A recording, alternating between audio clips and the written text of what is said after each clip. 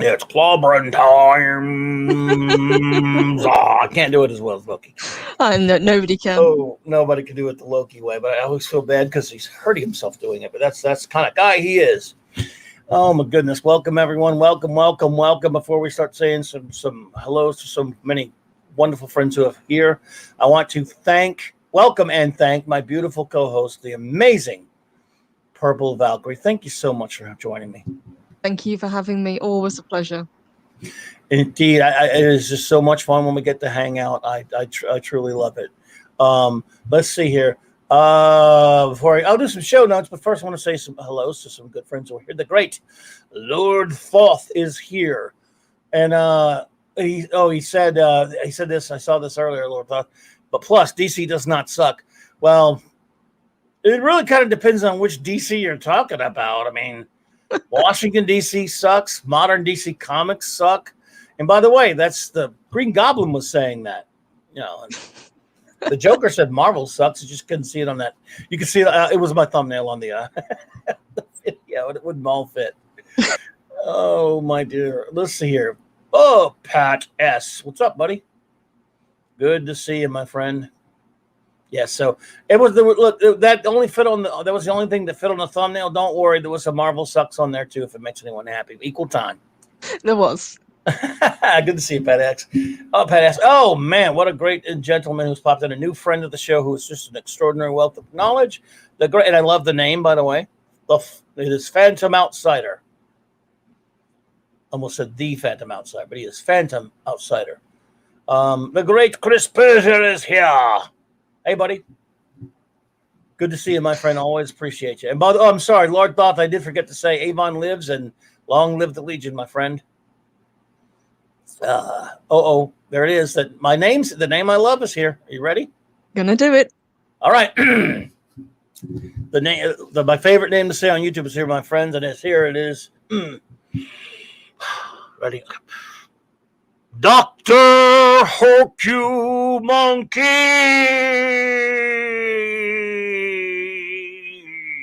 And if that loses me subs, I can understand.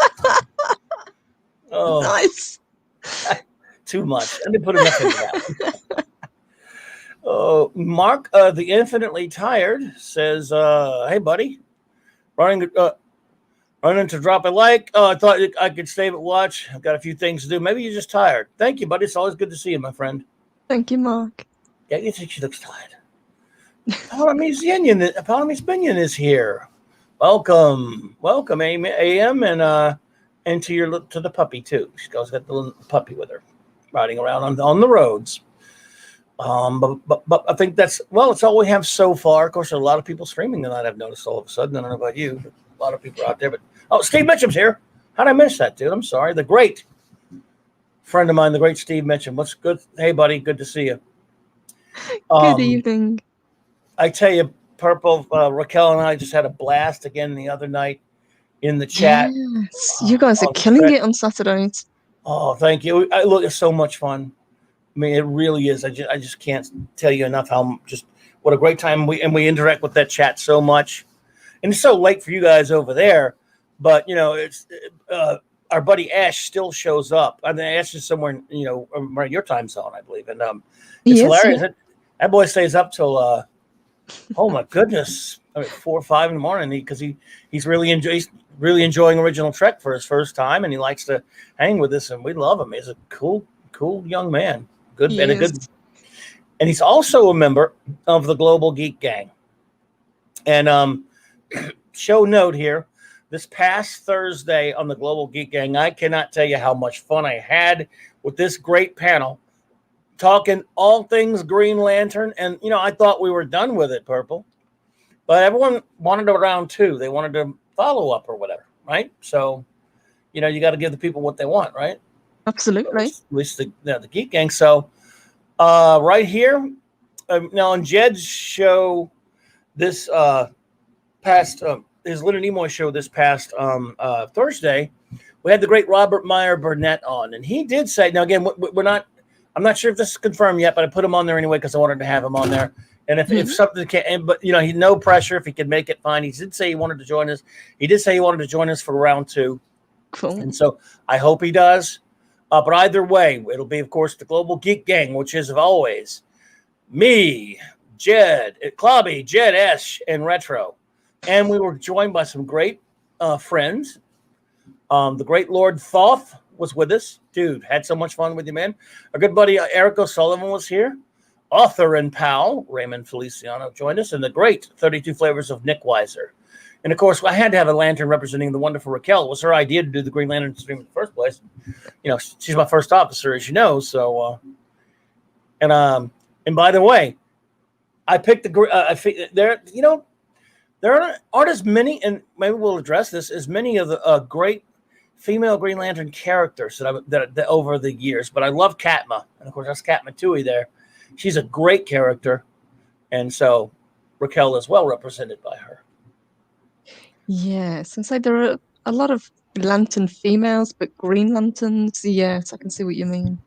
Well, as far as ones that really, I mean, there are some good ones. I mean, but Katma Tui is easily, I think, she's my favorite of them all. It's not that there aren't some, but it does seem to me that if you go back and look at it, there aren't as. I mean, and people would, Jade was Alan Scott's daughter, but she wasn't she wasn't a Green Lantern, so. Yeah, I knew you'd put Arissa there. I knew someone would say Arissa. Yeah, she was all right. I liked her. I remember Hal got criticized for being with her because she was of her age and stuff. But other than Arissa, I mean, you could name a few. I know people like Jessica Cruz, and my boy Eric didn't like that I'm not a big fan of Jessica Cruz. I don't know. Too modern-y for me, Well, Jade's not a Green Lantern. She is Alan Scott's daughter, though, but she's not in the Green Lantern Corps. She has green powers, and she's green. Yeah, that's a good one. I will say that. Yeah, Bodica's good. I like her. Again, she doesn't stand out in my memory. I like her. She's good in some stuff, though. Again, in later stuff when she comes around. So that's fine. And you know what, though, Lord Thoth, if you're here, bro, and I hope you're going to be here for the big round 2. Let's talk about. We're not SJWs or anything, but we can talk about that a little bit. But the female Green Lanterns, some of them, and how much I love Carol Ferris and Star Sapphire. Yes, I love that outfit. Oh my god! I've seen that cosplayed, and I mean the really, really crazy one, not the original. The modern one. The modern one, yes. Lord, yes.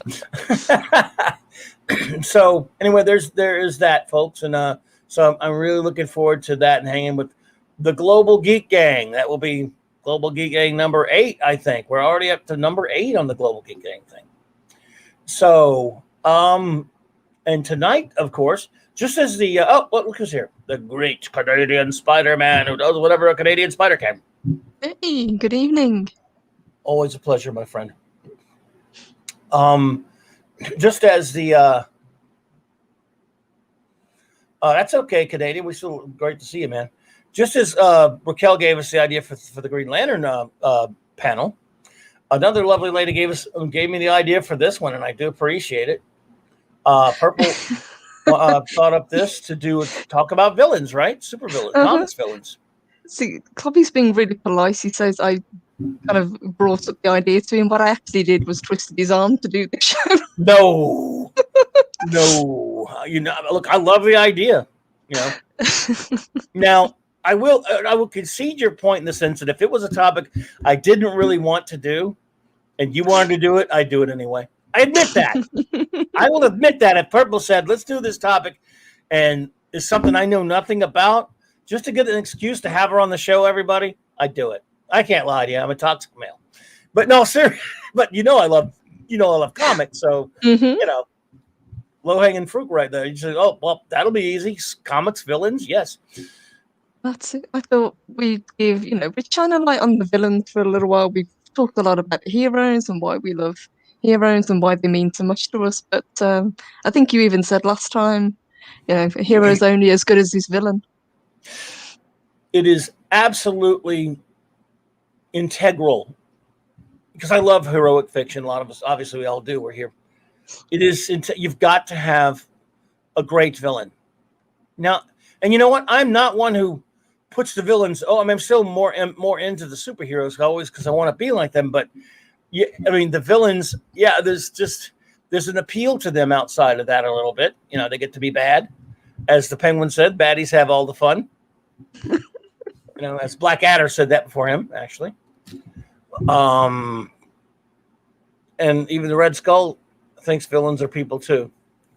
But see there, Lord. So they're both, you know, Joker and Green Goblin are being mean to each other. Sorry, to each other's companies. Jesus. But you got to have a great villain in your story, and obviously that transcends comic books. But we're talking comics tonight. But to go outside of comics for a bit, I mean, you know, you got Star Wars. I mean, how do you not associate it with Darth Vader? Yeah, one of the most iconic characters on film, I think.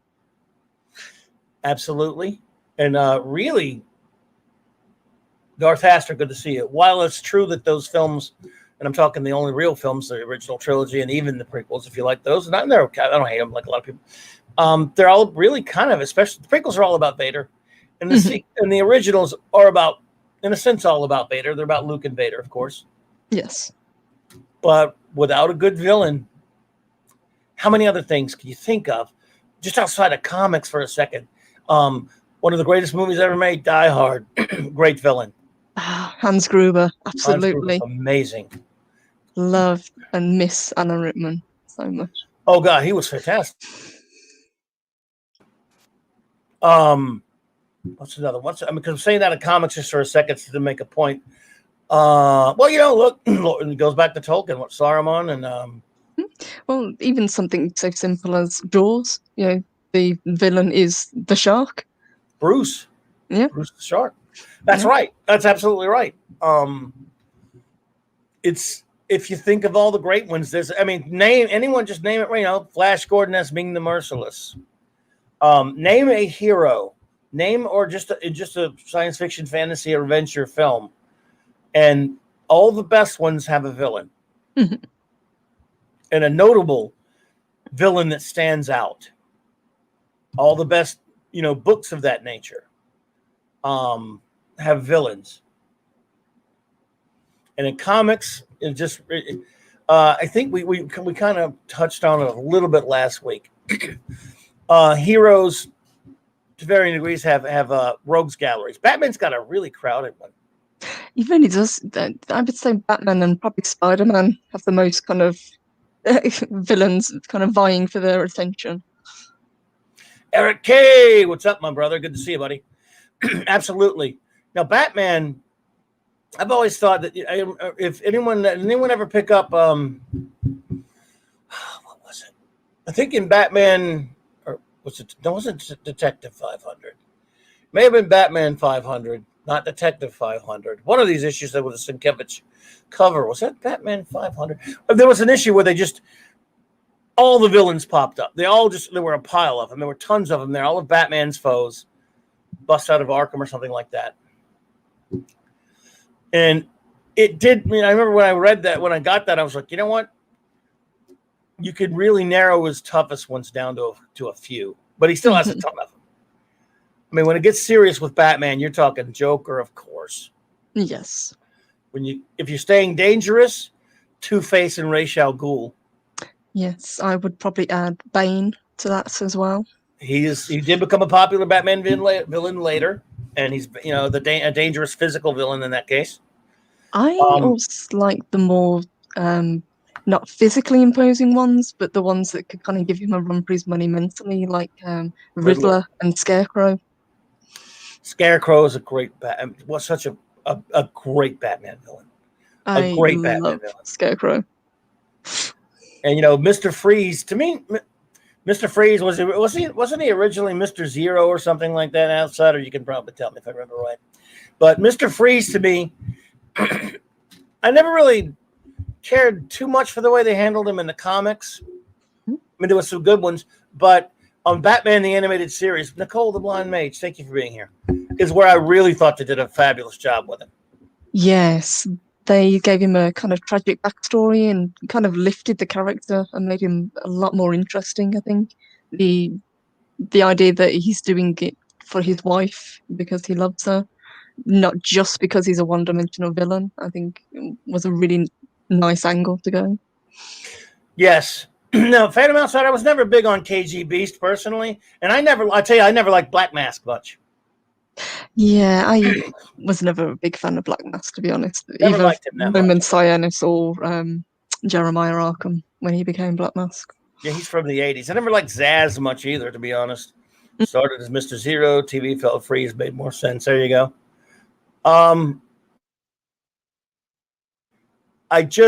So sometimes and depending upon the writer and the venue, villains are, for example, Riddler is really so well done, voiced by the great John Glover on the animated series. Yes, he was. And I didn't care for his redesign in the later episodes. No. The first design he had when he had the kind of suit and the domino mask, that was a really great looking Riddler. And as you say, the voice was perfect for him. What was the episode? If you're so smart, why aren't you rich? I think. Yeah, I love. Oh God, yes, that was great. I love it. Yes, that was a great one. Animated series even made villains that really never were all that threatening. They did a great job with Clock King, for example. Yes, Clock King was a very odd one. He's not one that gets a lot of love, but in that series, like you say, they actually made him threatening, and I think they used Killer Croc really well as well. Yes, I never liked Killer Croc till the animated series, and by the way, Mad Hatter was a joke until the animated series with the great Roddy McDowall doing the voice, and they had an episode that I love called "Perchance to Dream." Yes, If you remember that one, oh my God! Yes. Let's see here, KG Beast. Sorry, I tried to click on one. The thing jumps on me. KG Beast was dedicated, cutting off your own hand to escape. Yeah. Oh, he was. Yeah. Good. Oh, I was going to say Nicole brings up the puppet, ventriloquist. Oh my God, another one. Again, Scarface. And I thought he was never better than on the animated series. That was perfect. Scarface. Oh my God! Again, because that shows are so terrific. And if but there are many other villains. Let's just, for example, I'll go through some of the villains that we're looking at right here in this picture. I know it's a small picture, everyone. But Mr. Mix-Yes-Piddalick, and if you can say that name, you get a bonus. Never been able to say it. Try it. Come on, Purple. Try it. Say it again for me. Okay, it's Mr. Mix-Yes-Piddalick. Mix-Yes. Mix-Yes-Piddalick. And if you say his name backwards, Kill Tip Zixum. You just show it off. You have to trick him to say his name backwards to get him to disappear for 90 days. Oh, they used to they couldn't do it. By the way, don't feel bad. They couldn't do it on one of the old. I forgot whether it was Filmation or other cartoons, but they used to say they said screw it. They would just say Mixelplick. But who was more annoying, him or Batmite? It was a toss-up because Batmite had a regular occurring role on the New Adventures of Batman, the Filmation cartoon in the late 70s with Adam West and Burt Ward doing the voices. So it may be Batmite. I don't know. There's a wonderful episode. I don't know if you've ever seen Batman Brave and the Bold called Mightfall. Mm-hmm. Paul Rubens doing the voice of Batmite. Have you ever seen that? Oh my God, it's so damn funny. I think I've seen it once. I'm pretty sure. Doesn't he? He keeps taking on different personas of him to kind of copy him. Yeah, well, he worships Batman so much. He keeps turning up. There's a scene where he does show us a bunch of different versions of him. There's even one scene where they snap out of reality, break the fourth wall, and they go to he says, let's look at and basically go to a geek con with a bunch of Batman fans in the audience talking about pontificating seriously about Batman. It's pretty funny. So it was brilliant. Mightfall was brilliant. That sounds like something we'd do. Oh, it was so great. I love that episode. I love that show.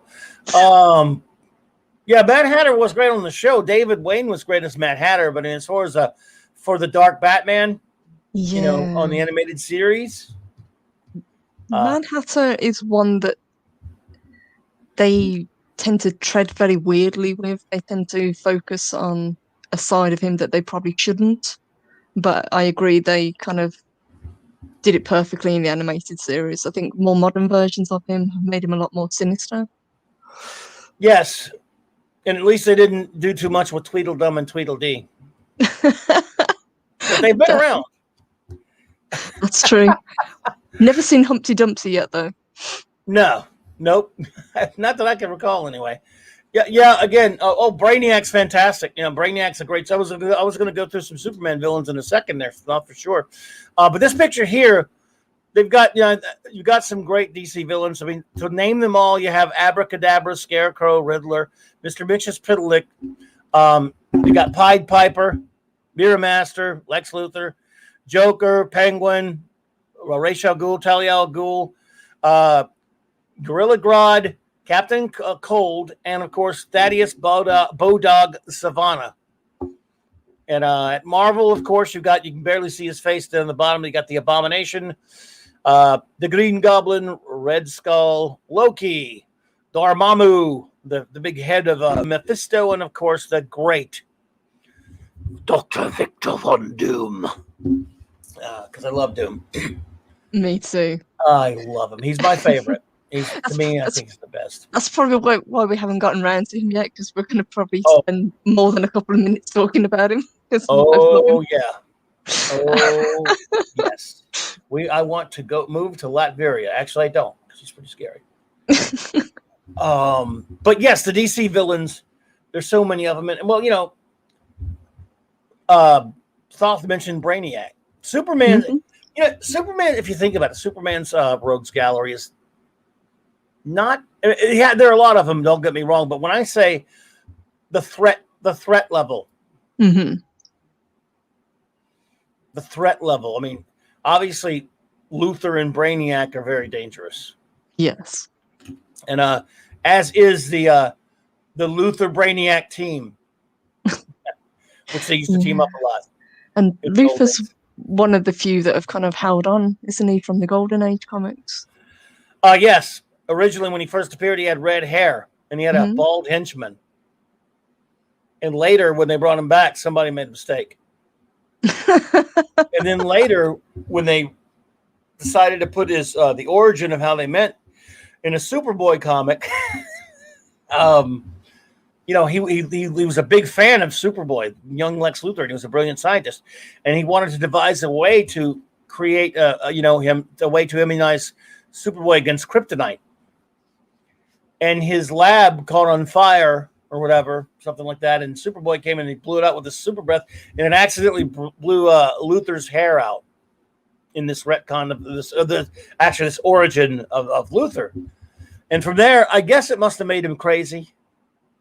Because that's, of course, this is the original one. In one of the old, in the old days, the origin was he hated Superman because he made him bald. That's as good a reason as any. Yeah. I mean, they obviously tooled and refined it. I got to be honest with you. Luther, as you see the picture right here, that's Luther in that. Always like that getup. He looks like a supervillain in that. Later, he had a power suit. The less said about this, the better. But the John Byrne reboot of the mid '80s. Yeah, I mean, well, that's absolutely right. I mean, that's what I'm saying. It made him go a little cuckoo, like you said, Phantom Outsider. So, but I used to just like to make fun of it. So the guy made you bald. You should hate his guts. That's fair enough. Because you were a kid. It's not like he was old. He was a child and got bald. But so I couldn't stand the John Byrne Luthor. John Byrne kind of, especially at first, made him look like Kingpin, and he made him a corporate Luthor. I know it was sort of. Yeah, I know it was sort of similar because John Byrne, like me, loved the original film.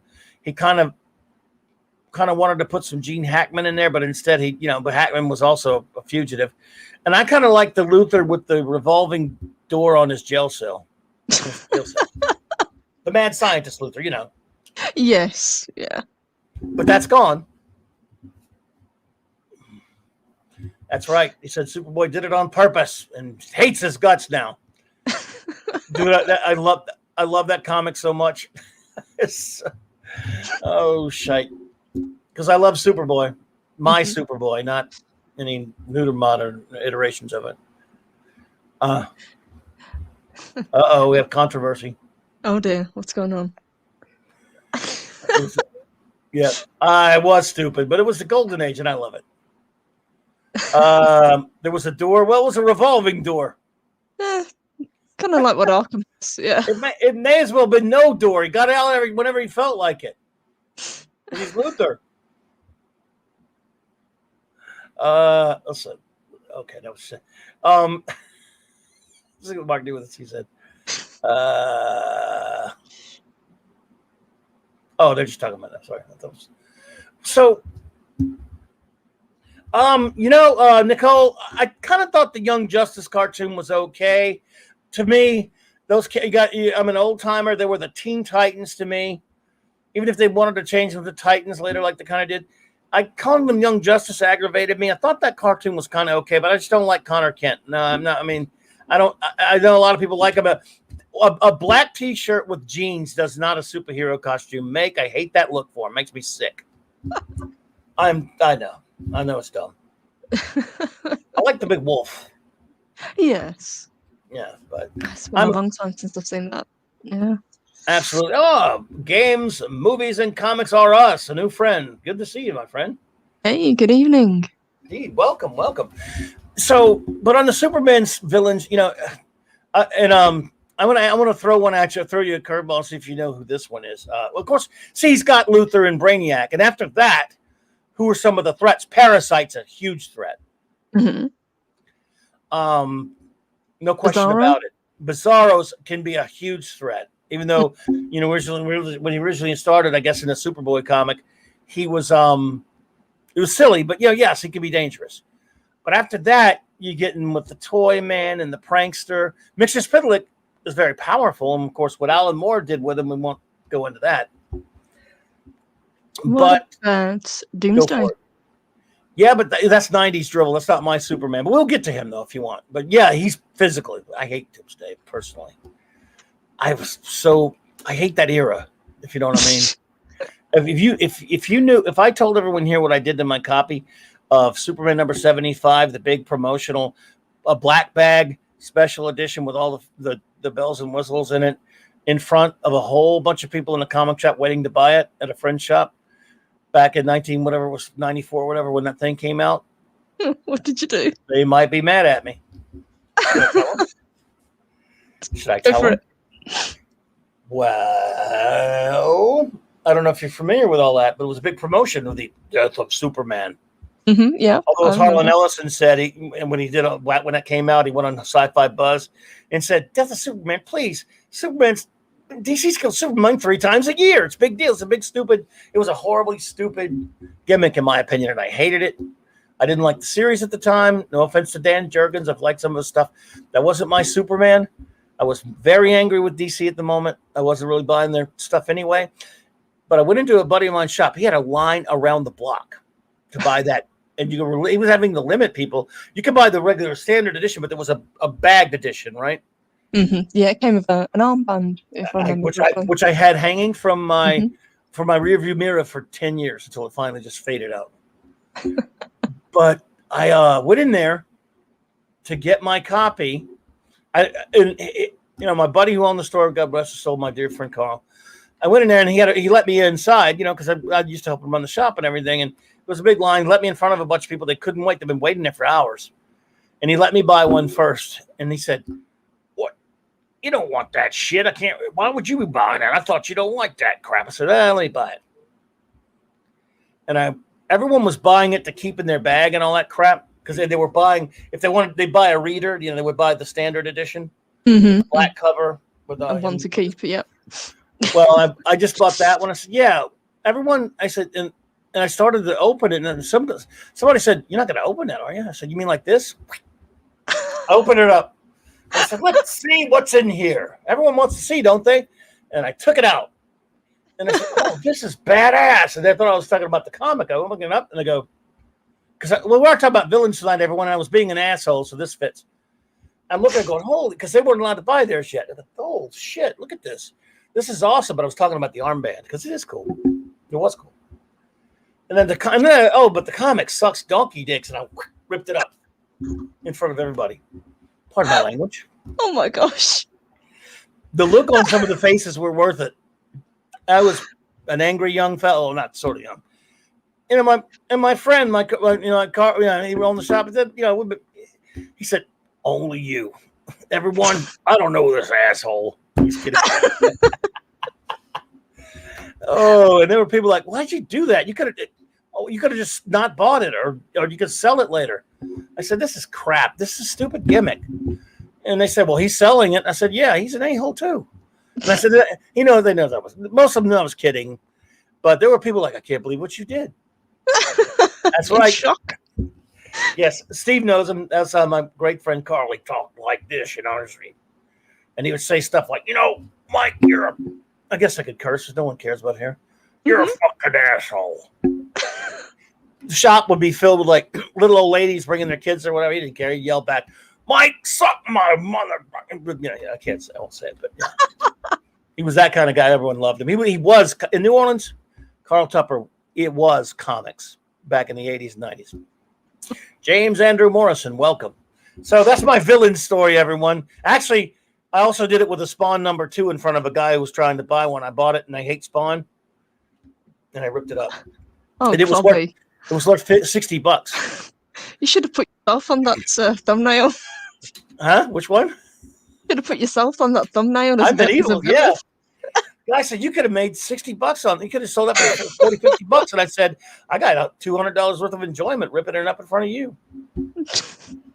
It was the 90s. I was evil. I'm sorry. I'm not evil anymore.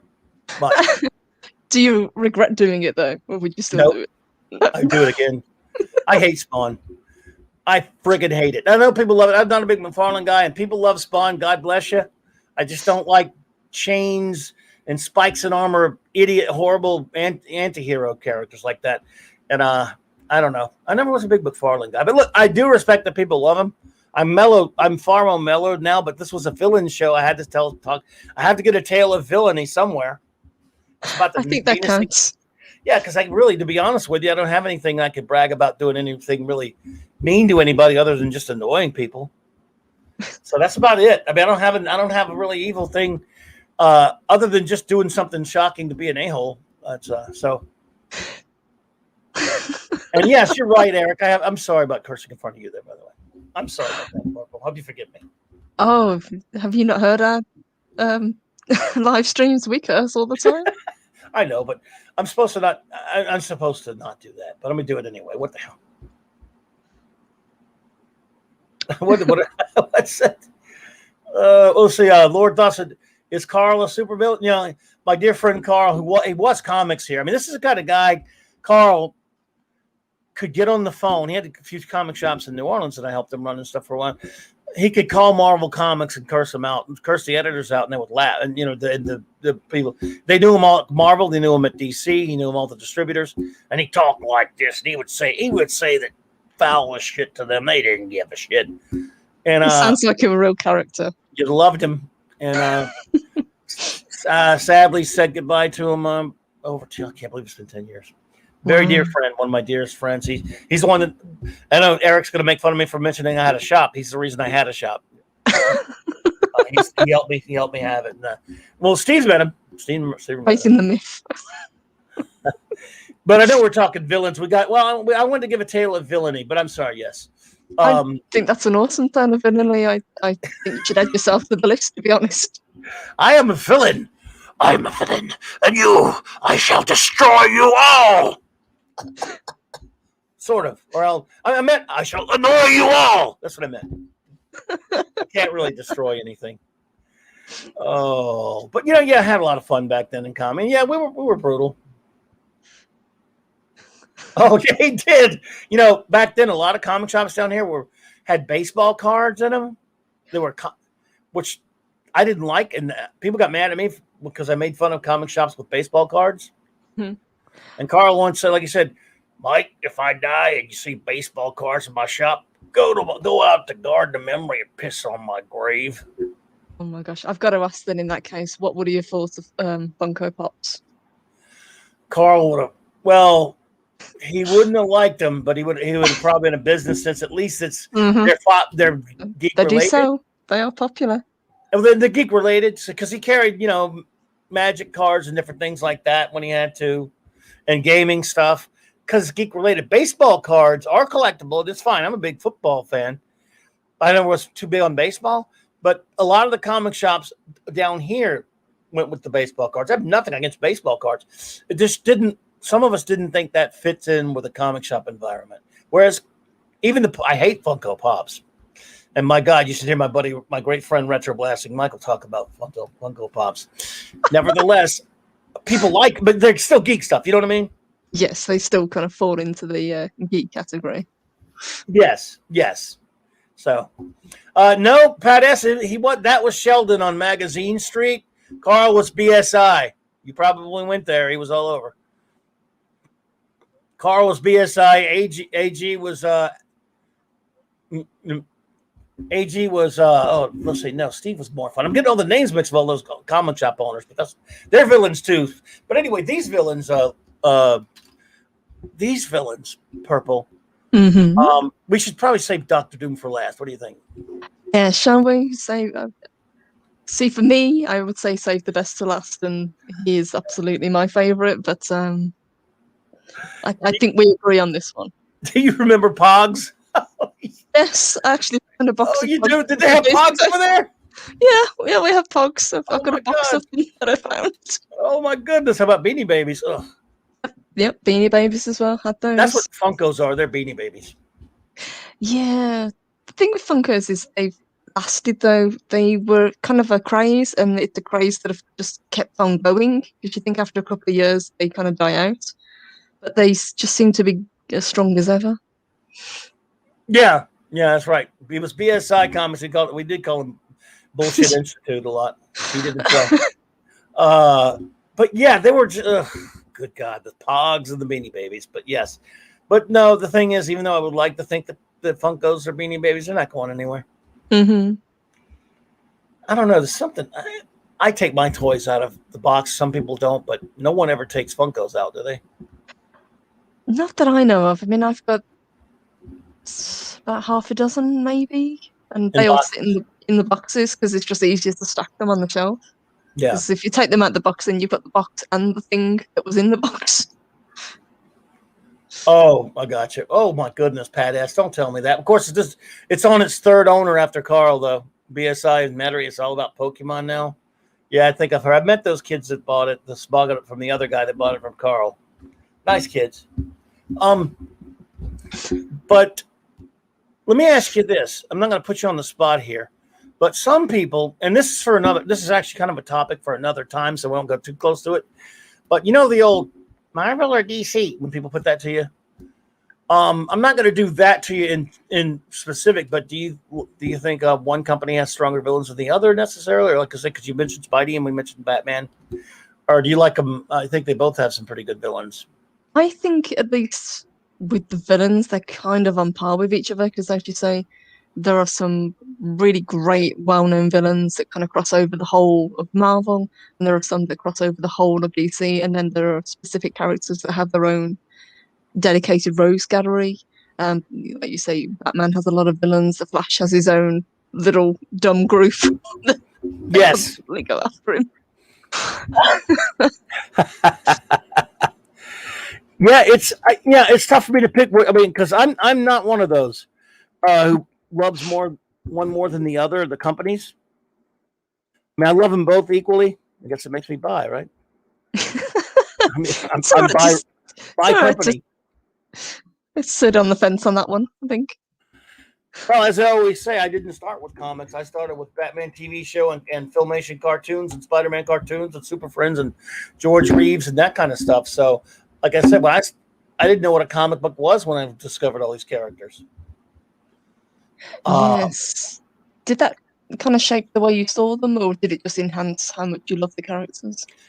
I think it made me, by the time I started getting like given comics or the book and records, the Power records, or when I got given Superman from the 30s to the 70s, for example, the books, and when I started seeing it made me see no difference between them. Now later, as I got older and started understanding more about the art form, understanding some differences, Yes, but I still resist. For example, still today, you will hear people say, "Well, DC's more serious, Marvel's more, less serious, or whatever." Like, and we talked about this a little bit last week, not to get off into the weeds. I hear people who do know their comics. I'm not saying they don't say that. And I'm like, that's just not true. There's No. some similarities. I mean, there's some differences, but for the most part, a lot of these characters have changed hands in terms of writers and artists who many writers who worked for DC at one point worked for Marvel at another point, sometimes at the same time, throughout the course of comics history. If you see what I mean. Yes, absolutely. And as the new writers came in, they all brought their own interpretations of the characters, so they kind of evolved as time went on anyway. And as you say, if they've worked on a character that was similar in DC and they've moved on to Marvel, they'll take what they used there and kind of incorporate it into that character, and it kind of mashes them all together. Yeah, there's not a lot of difference between, like, a lot of people were saying, for example, with this whole DCEU thing and MCU thing, we're saying, well, the DC characters are more serious, the Marvel characters are more fun. I don't subscribe to that at all. I think you can do interpretations of either, and Marvel's more quippy than DC. Now, the movies, that's true. Yes. But in comics, superheroes generally have their wisecrackers, and then they have some they're serious people, like Batman. Yes, yeah. Batman would never really crack a joke. No, you don't want Batman running around acting. And the thing, Tony Stark in the movies, and I like RDJ. I'm sure we all like those movies. He does not talk like the Tony Stark from the comic books before that. He talks more like Peter Parker. Yeah, no, the comic book version of him is much more serious and much more a much darker character as well. Because obviously he was an alcoholic at one point. That's right.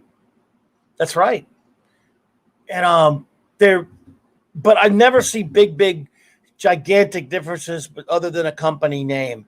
Obviously, you could probably find more characters with capes at DC. Yes. But that's probably about it. And then you can watch you can watch The Incredibles. Or you can watch The Incredibles, that big scene about how Emma Mode won't make capes. God, I love I love that movie. I love that. But nevertheless, isn't it cool that Superman has a cape and Batman, especially Batman? It is, and Batman uses his cape as a weapon. Yes.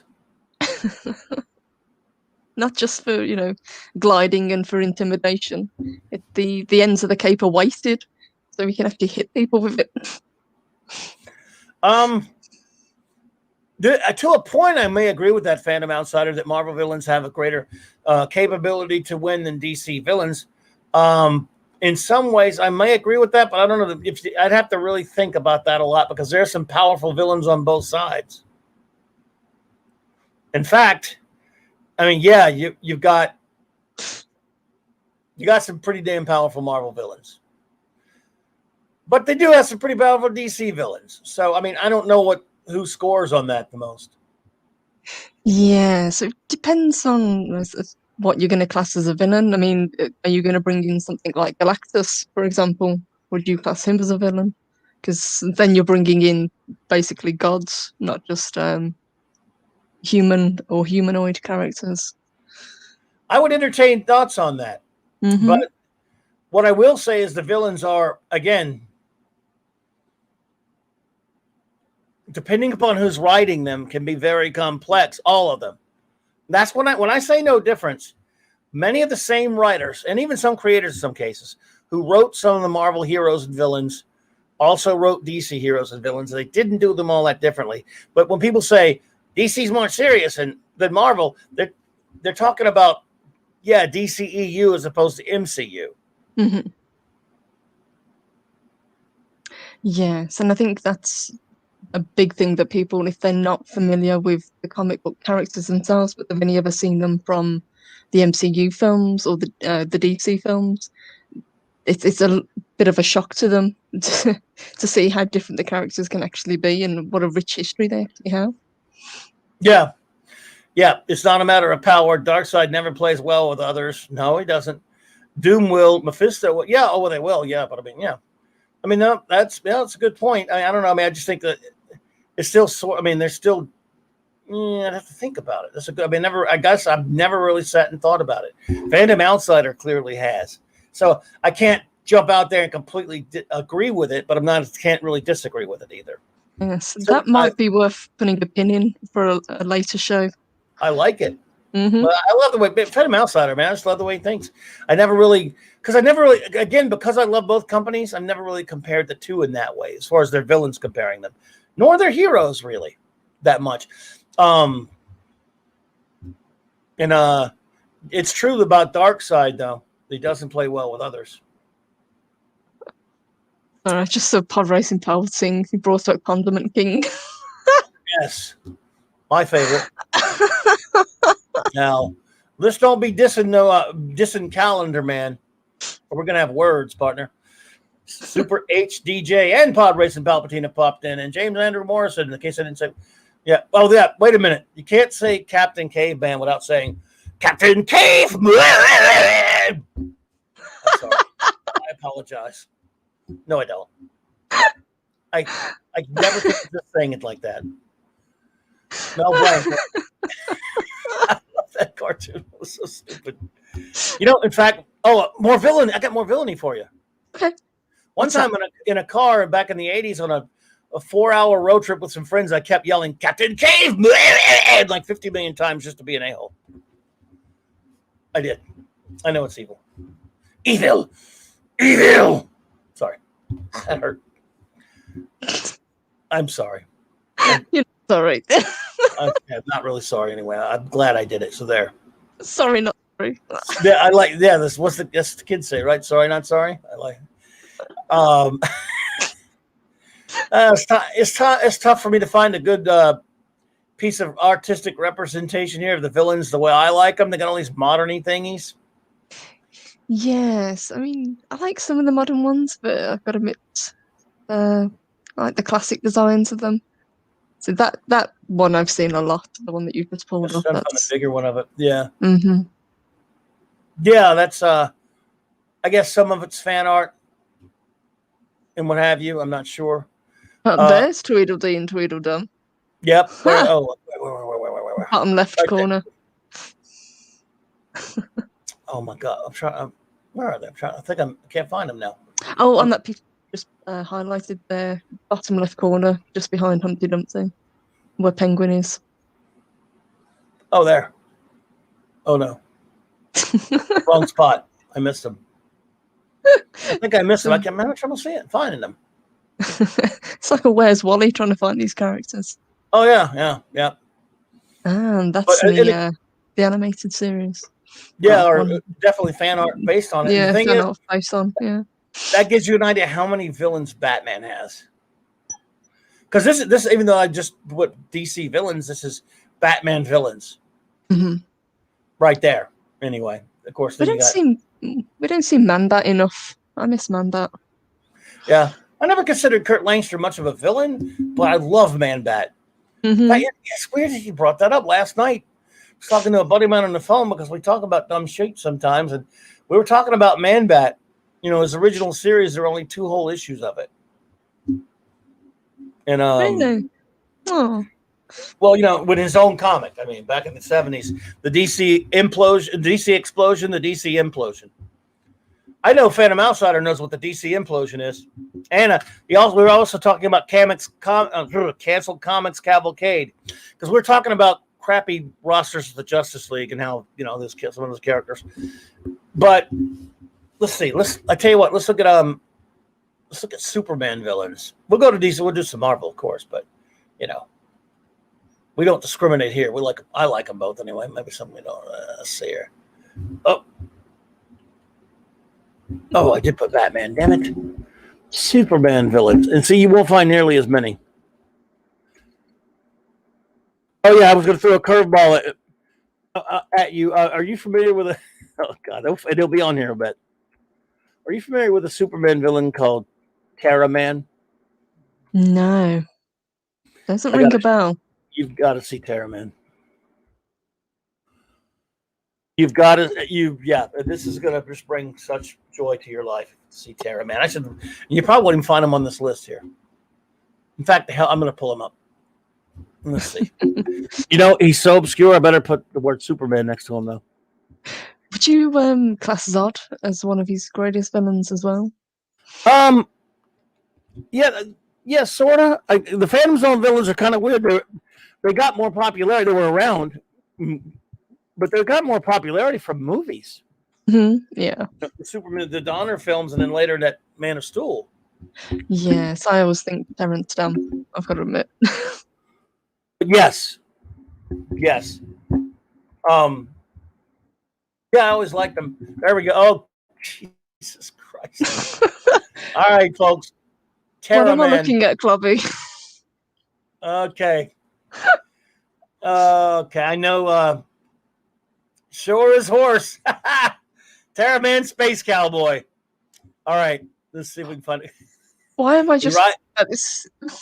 He's a cowboy that rides a Pegasus thingy, a horse, a flying horse. That is awesome. I love Terra-Man. Come on, man. I don't want anybody dissing Terra-Man around here. Let's see. Find a better cover. Oh, yeah. And there he is riding Superman. Oh, I can't find a better cover of that one. Damn it. Oh, my God. There you go. It's a good job you put a picture up then, because that could have been misconstrued. Yes. There he is with his winged horse. What's the horse called? Does he have a name? Oh, he probably does. I sure as hell can't remember it, but I bet I know who does. I bet Phantom Outsider remembers the horse. If it has a name at all. I sure can't remember it. But yeah, there's some more Terra-Man right there with this horse. I've done everything about Terra-Man because I need to know more. Yeah, we'll do a whole show on Terra-Man one day, everyone. No, I'm just kidding. I need to do a show on really obscure villains. Oh yeah. Well, that I guess you saw the trailer for the Suicide Squad 2, right? I did, yes. That was hell of a thing. Huh? I didn't. Yeah, but you know what? I'm kind of with RMB on this one. I was excited to see Starro. Yes. It's surprising how many people don't know who Starro is. Yeah. Well, considering absolutely. Kind of how many iconic covers he's been on. Yeah, especially Brave and the Bold number 28, first appearance of the Justice League. Starro. He was also, on the great show Batman Brave and the Bold that I know I mentioned way too much. They did an episode. They built up through in the course of their opening teasers, people being taken over, heroes being taken over by Starros, to building up to their extraordinary 3-parter. The episode of the Starro episode, where of course everyone was, including a bunch of heroes, had the Starro on their face, going like "Starro lives, Starro lives, Starro lives." And thank you, Lord Dolphin, Phantom Outsider. Thank you, guys. Right. The horse was called Nova. Nova, nice. Man, look, who needs the DC database when you got Phantom Outsider and Lord Thoth? I haven't read a Terra-Man comic in 30-something years, I must admit, but I liked him. I thought he was so silly, but I think I liked him just because everyone thought he was silly, to be honest with you. I'm kind of liking him, to be honest. I like him. He's such a ridiculous. It's kind of bizarre. It really is bizarre. There's absolutely no question about it. I was trying to find you a good picture, but actual threat was he though to Superman? There's not really. Well, yeah. There's a Neil Adams cover of him right there. Oh, there's a big cover. Garcia Lopez cover right there. Look at him riding Superman. Doggone it! Doggone it! Doggone if you ain't the most rambunctious block I ever rode, Superman. But I'll aim to break you. Wahoo! Holy shit. Oh, my goodness. Holy hell. Starro casserole. Get it. Jesus. Yeah. I love it. So now you have a new favorite villain, Purple.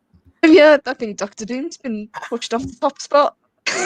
Oh, well, and again, in that Suicide Squad, they've got villains like Thinker. He's kind of out of the golden age, even. Peter Capaldi playing Thinker. They've got Kind of liking the casting though of him. I Oh think God, yeah, that's pretty awesome. Man. Yeah. Obviously everyone's talking about King Shark. Yeah, with Sylvester Stallone doing the voice. That's so weird. Basically, the new Groot. Yes, pretty much. Yeah. You've got Bloodsport is really ridiculously obscure. A John Byrne villain who popped up in his crap in the late '80s. Idris Elba, though, that's cool. Mm-hmm.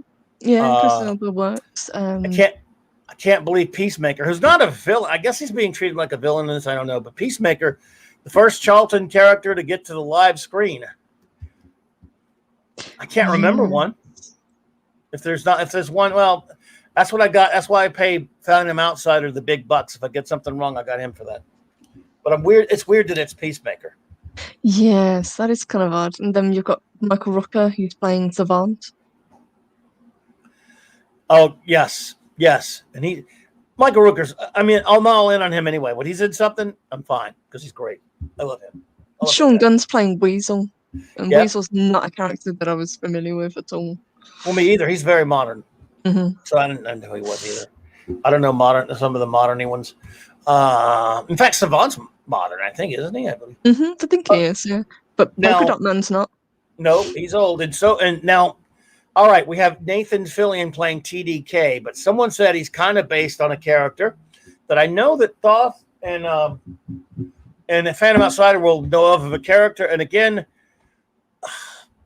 I apologize to you in advance for this, Purple, because this might just you might laugh. It might be painful to laugh at this one. I think he's going to be Arm Fall Off Boy with a different name. No. Oh Are you familiar with Arm Fall Off Boy? Of course, he wasn't a villain. Yeah, it wasn't a villain, but yeah, do you know the character? They're calling him TDK, something Total Detachment Kid or some crap. I don't know. Something like that. But it's TDK. I don't know exactly what it stands for. Someone here will know. And it's Nathan Fillion. The most useless power ever. Yes. Well, that's why he was only in like 2 panels ever. Oh, there's a nice shot of your favorite new villain. There he is. Yeah. So, yeah, Suicide Squad looks interesting. I mean, it is pretty much Arm Fall Off Boy, yeah, but they're not calling him that. He's TDK in the movie. So, anyway, because Nathan Fillion's 50 now. What do you want to bet that they'll slip it into the script, though, and someone will call it him, being nasty? I don't know. They probably will. Yeah. No, I will have a complete life if we get to see a movie with Fortress Lad. I love Fortress Lad. He's the, I don't know who's more obscure, Thought Fortress Lad or Arm Fall Off Boy. Nobody. I would say Fortress Lad because at least Arm Fall Off Boy I knew. Oh, you've heard of him? Okay. I'm surprised you've heard of him. He's so rare. Fortress Lad was in a Secret Origins comic of the Legion where he played a character that could turn into a big old structure. And when the Legion was attacked, when he was doing Legion tryouts, and they rejected him, he threw himself. He created. He got blasted by this thing and was killed in the form of the Legion Clubhouse. The Legion Clubhouse is Fortress Lad, but because of this villain wiped their memories, they don't realize it. They just think it's their clubhouse. Wow, that's morbid. The detachable kid. Thank you. Yes. But I loved Fortress Lad. He was a hero, damn it. But see, this is the thing about Superman. When it comes to slugging it out, he could borrow Solomon Grundy, which was really originally a Green Lantern villain from the Golden Age, but he went around, he kind of just hoarded out to everybody, he was all over the place. But it was the Parasite who was really dangerous. And from there, he obviously slugged it out with some other guys. But as far as his rogues gallery is concerned, I don't think Superman has a really gigantic rogues gallery. I have nothing against, Prankster. Mm-hmm. and Toyman, but and Toyman, they really went nuts with him. They really. Are you gone, Thoth? Oh, Thoth had to run. I'm sorry. Oh, good night, Lord Thoth. Later, buddy. Avon lives, and long live the Legion, my friend. So, yeah, Superman doesn't have like a big one. You mentioned Spider-Man. Mm-hmm. We talked about this a little bit this last week. Spider-Man villain. I mean, that's a pretty good roster right there. Not just the Sinister Six, but I mean, a lot of them. You have, well, you can go through some of them if you'd like. Yeah, so find a picture. obviously we would say Green Goblin, Scorpion, Mysterio, Craven the Hunter, which I think is a character that we don't see much of anymore. Yes. Vulture, who I loved. Yes. Doc Ock, obviously. Played brilliantly by Alfred Molina. Probably only good thing in that film.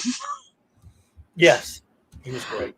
I really liked Kurt Connors, Lizard, because I thought he was a kind of tragic character as well as a villain.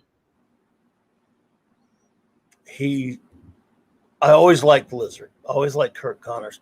Again, right here you've got. I'll go unpopular opinion number 475,000. Mm-hmm. I was never a big Venom guy because he's 80s stuff. It's time I dropped the book already. People love Venom. Fine, I'm not knocking him. I just never was the big Venom dude. My Spidey villains were the classic ones, Sinister Six, things like that. I loved Mysterio and Electro. I love Vulture. You mentioned some of the great ones: Scorpion, Tarantula, of course, obviously Rhino and Green Goblin, Hobgoblin, and you have some like, of course, Kingpin. This is a Kevin Maguire I'm drawing right here. There's Doc Ock, and there's Beetle. Shocker in the back. Yep, you got Shocker. You got Jackal. Yep, you got Jackal. You got Chameleon. You got Morbius there. Who's the wolf character? Just by Rhino. That's Man-Wolf. That is John Jameson, J. Jonah Jameson's son, who went to the moon and ended up being. It's hard to explain his origin, but basically he became sort of like a werewolf called Man-Wolf, not to be confused with Werewolf by Night, Jack Russell. Yes. That Still was think Werewolf. The best name. Yeah. Yes. Look at you. Oh my God! They got Razorback back there. They got Hammerhead on this picture. They've got good Lord. Some of them are tough for me to see from what I'm looking at. But of course, yeah. So man, there's Lizard and there's Jigsaw. Would you class Black Cat as really a villain, or is she more kind of an anti-hero? Yeah, not really so much. I always thought of her as an attempt to give him sort of a Catwoman type character. That's kind of what I thought. I thought she was very derivative of Catwoman in that sense. Of the two, I prefer Catwoman. Well, oh yeah. Although I've seen some lovely cosplays of Black Cat in my time at cons, so at Dragon Con. Oh my goodness. Yeah, he wore Jim and turned into a wolf. Thank you. That's right, he did. The Enforcers. I like the Enforcers. Fancy Dan. But I love the Sinister Six when they get together. I mean, so Spidey had one hell of a rogues gallery. Did you know that? You probably knew it. Did you know that Steve Ditko did not like? He did not like the idea of Green Goblin being Norman Osborn. Mm-hmm. He thought it was stupid. He thought it shouldn't be someone that Peter Parker knew. He wanted to be just some. There was a villain called Just a Guy Named Joe. Remember him? But yeah, the Ditko didn't like that. But Stan liked it, so it happened. But who did you prefer? Did you like Green Goblin or Hobgoblin of the two? I like Green Goblin better. I know, I think I I think Ned Leeds. I never liked Ned, I think Ned Leeds became Hobgoblin at some point, or was Hobgoblin first, and then it was Roderick Kingsley or somebody. So I was never big I thought Hobgoblin was just a cheap ripoff of Green Goblin, and which was much later, by the way. I was never a big Hobgoblin fan, to be honest. At that time, though, I was kind of checking out of the series. Mm-hmm. I was kind of getting where I wasn't buying Spidey regular anymore. But Yes. and I hated the black costume. I want to get on the Spidey, but that's another unpopular opinion I had. Grizzly, yep. Oh, I remember Grizzly. So, were you more of a Sinister Six fan than the Sinister Syndicate? I love the Sinister Six. Yeah, I mean, I think that was perfect. Because Spidey, I mean, he's got his hands full with that many of them. And if I had to pick a favorite Spidey villain, for some reason, my favorite would be Flint Marko, the Sandman. Yes, we didn't mention Sandman or Hydro. No. Yeah, Hydro Man's later. Mm-hmm. It's funny that I didn't put him on here. But Sandman, of course, later, became a good guy for a while. I don't know if you knew that. I didn't know. No, I didn't realize. Yeah. He became sympathetic, really, in a sense. Yeah. But I loved him. And I will say, as much as, and this is the unpopular opinion, I hate the black costume. I know that was popular. But there was one story with the black costume that I really liked, because you mentioned Craven. Mm-hmm. That was, I think it was J.M. DeMatteis, I think, wrote this one late 80s, called Spider-Man The Hunt or something like that. Someone can remember the exact title. It was a Spider-Man The Hunt. Let's see if it's I like Prowler. I always like the way Prowler looked, the original. Spider-Man The Hunter. If you ever want to read a really good Spidey story with Craven, Mm-hmm. And I don't even like like I said, I hate that costume. I hated the black costume. And I don't even like Mike Zeck that much, everyone. But I like this comic. Oh, there it is. It's crappy. I hate when there's a small picture. Let's see. Well, the picture's too damn small. There we go. There's one of them. I've never been a Mike Zeck guy, but the art was good enough in the story. I don't like the black costume, but yeah. Anyone ever remember that one? Yep. Hydro Man, Sandman, Mudman. That's right. They actually did get combined in an issue. Yes. So, yeah, Spidey's got a great combo. Now, I will let you pick the next hero that we look at their villains, because I think that maybe that's a good way to do it. Go by the hero, if you think. Okay. Well, we've just done Marvel, so let's jump back to DC and we'll go with Flash villains. I love it. The Flash Rogues Gallery. Man. Without even showing the picture, I'm going to say, let's see, Flash Rogues. Before we show a picture, I'm going to say, let's see here. Before we show it. Captain Cold, Heat Wave, Mirror Master, Trickster. Mm-hmm. I actually like the top, but in Reverse Flash is my favorite, of course. There you go. I love this classic shot right here. That's my Rose Gallery right there. Carmen Infantino art. Nice. Okay, that's cool. Yeah, I love it. I always liked these guys because they were kind of inept, and they wouldn't let anyone with the Flash. Well, Reverse Flash, there's Pied Piper, Captain Boomerang, Grodd. I love Grodd's pretty dangerous. But a lot of them were pikers, Weather Wizard, and it's the Reverse Flash, of course, was Eobard Thane, whatever, was Professor Zoom, but now just people call him Reverse Flash or Eobard Thane or whatever. He's pretty dangerous, obviously. But that Barry could take them all. Yep. There you go. See, you know what? Golden Glider's not on here, is she? Damn. Mm-hmm. No. Yeah, he was the Top's girlfriend, Roscoe Dillon, the Top, and Flash got accused of murdering him. I remember. Man, those last years of Barry Allen's life in the Bronze Age of DC Comics, Purple. First of all, they tortured him with really shitty art. And he was running from the law. He was on trial for murder, and because Iris was murdered. I never forget this. I bought. Forgive me on the issue number, everyone. With the death of Iris Allen, it was Flash 280 something, 282, somewhere up in there. I went to the store to buy it, and I'll never forget the cover. The cover is Iris and Flash dancing, but Iris is dressed as Batgirl. It's a costume party, you know.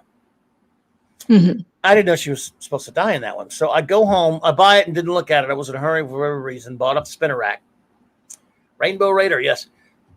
I open up my Flash 280, whatever it is. You know what's inside of it? Mm-hmm. What's inside? A Spider-Man comic, Marvel Tales 10 something or other. A DC comic with a Marvel inside in it, because that, you know, at that point, Curtis just Curtis Distribution distributed them, and a lot of these were done at the same printers up in Sparta, Illinois, whatever it was, I think, or whatever, if I recall correctly. Again, it's fuzzy. But I opened this comic book thinking I'm about to read a Flash comic, and there's a Marvel Tales in there. Spider-Man comic. You know, which, by the way, I already had that. Mm-hmm. So I was pretty pissed off at it. And I don't know, I wish I still had that one, though. Because I used to get all kind of crazy things like double covers and triple covers on comics and stuff like that. Dave Rayburn, what's up, cuz? So I went back and got the comic, and of course I was shocked to learn that Iris is killed. Mm. We found out later who did it. And, you know, it was Stunner. It was, you know, Reverse Flash. Mm-hmm. But Barry got blamed for it, and that was when Irv Novick was still on the book, so it still had decent art. Not too long after that, Jesus Christ, I love old Don Heck, but I'm not trying to offend anyone who likes Don Heck. He must have been 90 and needed a job. I didn't know that I was a kid, so I hated his art. I didn't understand he was an old man that they were throwing a bone to. And Don Heck on Flash was just atrocious. His old Avengers stuff in the 60s, fine. The man couldn't draw anymore. And I dropped the book. I'm like, this is terrible. And then same deal with Infantino. They threw him a bone, let him draw the book. He was the greatest Flash artist ever at one point. He couldn't draw anymore. That happened with a lot of artists back then, but that's a different story. So it was just sad. But this Rogues Gallery you're talking about here, who do you like the best out of these guys? I was like Captain Cold. I've got to admit, even though people kind of say he's a bit of a rip-off of Freeze, but I did like Pied Piper and Weather Wizard as well, and Trickster. But I liked it when Trickster was voiced by Mark Hamill. And played by him, you know that, right? In live action. Yes. Mark Hamill played the Trickster on the John Wesley Ship Flash show of the early 90s. Twice. Have you ever seen that? Oh, it's good. I think I've seen clips of it. I've never seen a full episode. It was he was great as Trickster.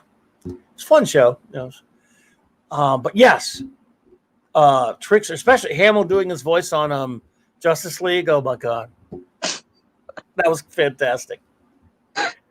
I love it. I love Reverse Flash, but I have a soft spot for Grodd. Somehow, the talking ape. You know, DC was obsessed with talking simians. Yes, I've got to admit, I was never a big fan of Grodd. You know, sometimes it's how he's handled, because you with Powers Booth doing his voice on the Justice League cartoon was brilliant, I thought. I think but all these guys, you know, very few of them were much of a match. I mean, the top was actually pretty dangerous. You know, I like Captain Boomerang, Pied Piper, and I didn't really take him all that seriously, I guess. But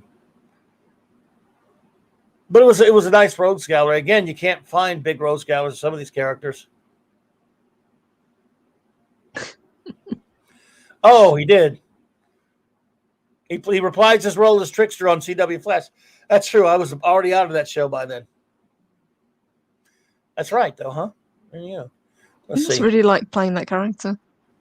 He must. He also voiced him a couple times. Yeah, so he likes Trickster. Yep, there's some more moldering looking. But yes, this is I'm glad you picked them, because it's a big Rogues Gallery, just like a whole bunch of them. And the thing is, I think they would go after him individually, but they used to team up on him all the time. Yes. You know, which was always a fun. I think, by the way, I think Captain Cole might predate Mr. Freeze, Mr. Zero, but I'm not sure. Yes, I'd have to check, to be honest. But it always seemed like they were almost possessive of Flash as well. So if any of the villains tried to kind of take him down, the Rogues Gallery would step in. 275. Thanks, buddy. I thought it was 280 something. You're the man, Phantom Outsider. Thanks for checking on that for me, because one day I want to buy that comic again. But I'll never forget that cover, though. You know, Batman. I mean, Flash dancing with Batgirl, but it's really Iris. Yeah. At a costume party. The things you remember, huh? I think I'll say how about Fantastic Four villains? What do you think of that? Yes, let's move into Fantastic Four villains, because FFs. They got, for a team, they got some. Let's see here. It takes me a second to reach it. I got my keyboard so far away from me, and I'll have to vamp there. Who is start it? at the bottom. So we'd start with someone like Puppet Master. Yep, Elisa Master's stepfather. Never a big fan. The Mole. Mole Man. Mole Man. Yep. Namor. Would you class Namor as a villain, or is he more of an anti-hero? Well, Namor, he was a hero way before he ever met teamed up, fought with the FF. I wouldn't say, maybe sort of an anti-hero, I guess. Mm-hmm. In a sense, more of a rival, perhaps. A rival later. I mean, obviously in FF number 4, when they bring him back, mm-hmm. Yes, he's kind of, and he is an antagonist. And he even teamed up with Dr. Doom for a while. Yeah, he did. I've had the collected edition to that. Oh yeah, they didn't work very well together. Do you know? Not only that, you talk about probably getting FF, right? Mm-hmm. They also teamed up in a series in the 70s called Supervillain Team Up, or they were in the series together, I should say. And there's a trade on. There's a big trade on that, by the way. You'd like that? Yeah, I think I might have that one as well. It's very, very thick. It's almost like a telephone directory kind of. Yes, a big one. Oh, yeah. You got that one. I found it cheap at Ollie's a few about a year ago. And the thing is, we have a thing called Ollie's that's cheap trade paperback sometimes, but it's sort of like discount store. But it didn't have the best art in Supervillain Team Up, but I still I love those covers. I love, had Namor and I'm sorry, Steve gets mad at me when I mispronounce it. He says Namor. I always said Namor. Actually, I just say Subby. No, that was me that mispronounced it. I did too. I've said Namor forever. He says Namor. It's not a Puma. But no, I always say Subby. Submariner. But what about their opposite? So the Frightful Four. Yeah, the Frightful Four thing is, the Wizard actually started fighting before he even had a costume, fighting the Torch in Strange Tales. But it's funny, they could never keep a fourth member. Yes. So it was usually Wizard, Sandman, Trapster. Yep, originally Pastepot Pete. Now you can understand why he's called himself the Trapster. I still prefer Pastepot Pete. Me too. And in Strange Tales they popped up. But yes, they've had Medusa, of course, originally when she had lost her memory or whatever. She was with them. And later Electro, I think, joined. They've had many different. I don't remember Electro in the FF, but it could have been another comic. But I'll tell you this: one of my favorite Frightful Four stories was Fantastic Four number 176. They come back from Counter Earth. Ben had been not too long before that and turned back into Ben Grimm, but he was wearing an exoskeleton suit of his body, and because he pissed off Galactus. When they were heading back there, Galactus blasted him, and they get back on the ship to go back to their normal Earth, and he's turned him back into the Thing just to be an a-hole. Galactus did that to him. And they land back on Earth, and they go back to the Baxter building. And, of course, they have this big adventure in 176 with the Impossible Man. Mm-hmm. And then they get caught at the end. They get caught by the Frightful Four, and it's like a few issues where they fire. There's 3 of them, but that's Frightful Four, and they're holding tryouts for a new member. And that issue, of course, great George Perez, Joe Sinat art. They're looking for, their new member, and they're having all these tryouts of these bunch of these goofy villains, that are not too promising, right? Then they get this. I love this one dude comes along, calling himself Captain Ultra in a real brightly covered costume. He's just this big super strength, can fly. They're really impressive. Oh, this guy's gonna be great. And I said, man, you are on the team. You the man. And they said, here, have a cigar. And they light a match at him. He goes, fire, little bitty piece of fire makes him faint. And they go, I remember Osprey. What? You're allergic? You're afraid of fire? Oh, and you want to join us to fight the Fantastic Four? And of course, Johnny, they're all chained up to a machine. Johnny goes, hey, you guys should have taken him on. We'd love that. Oh, Captain Ultra, man.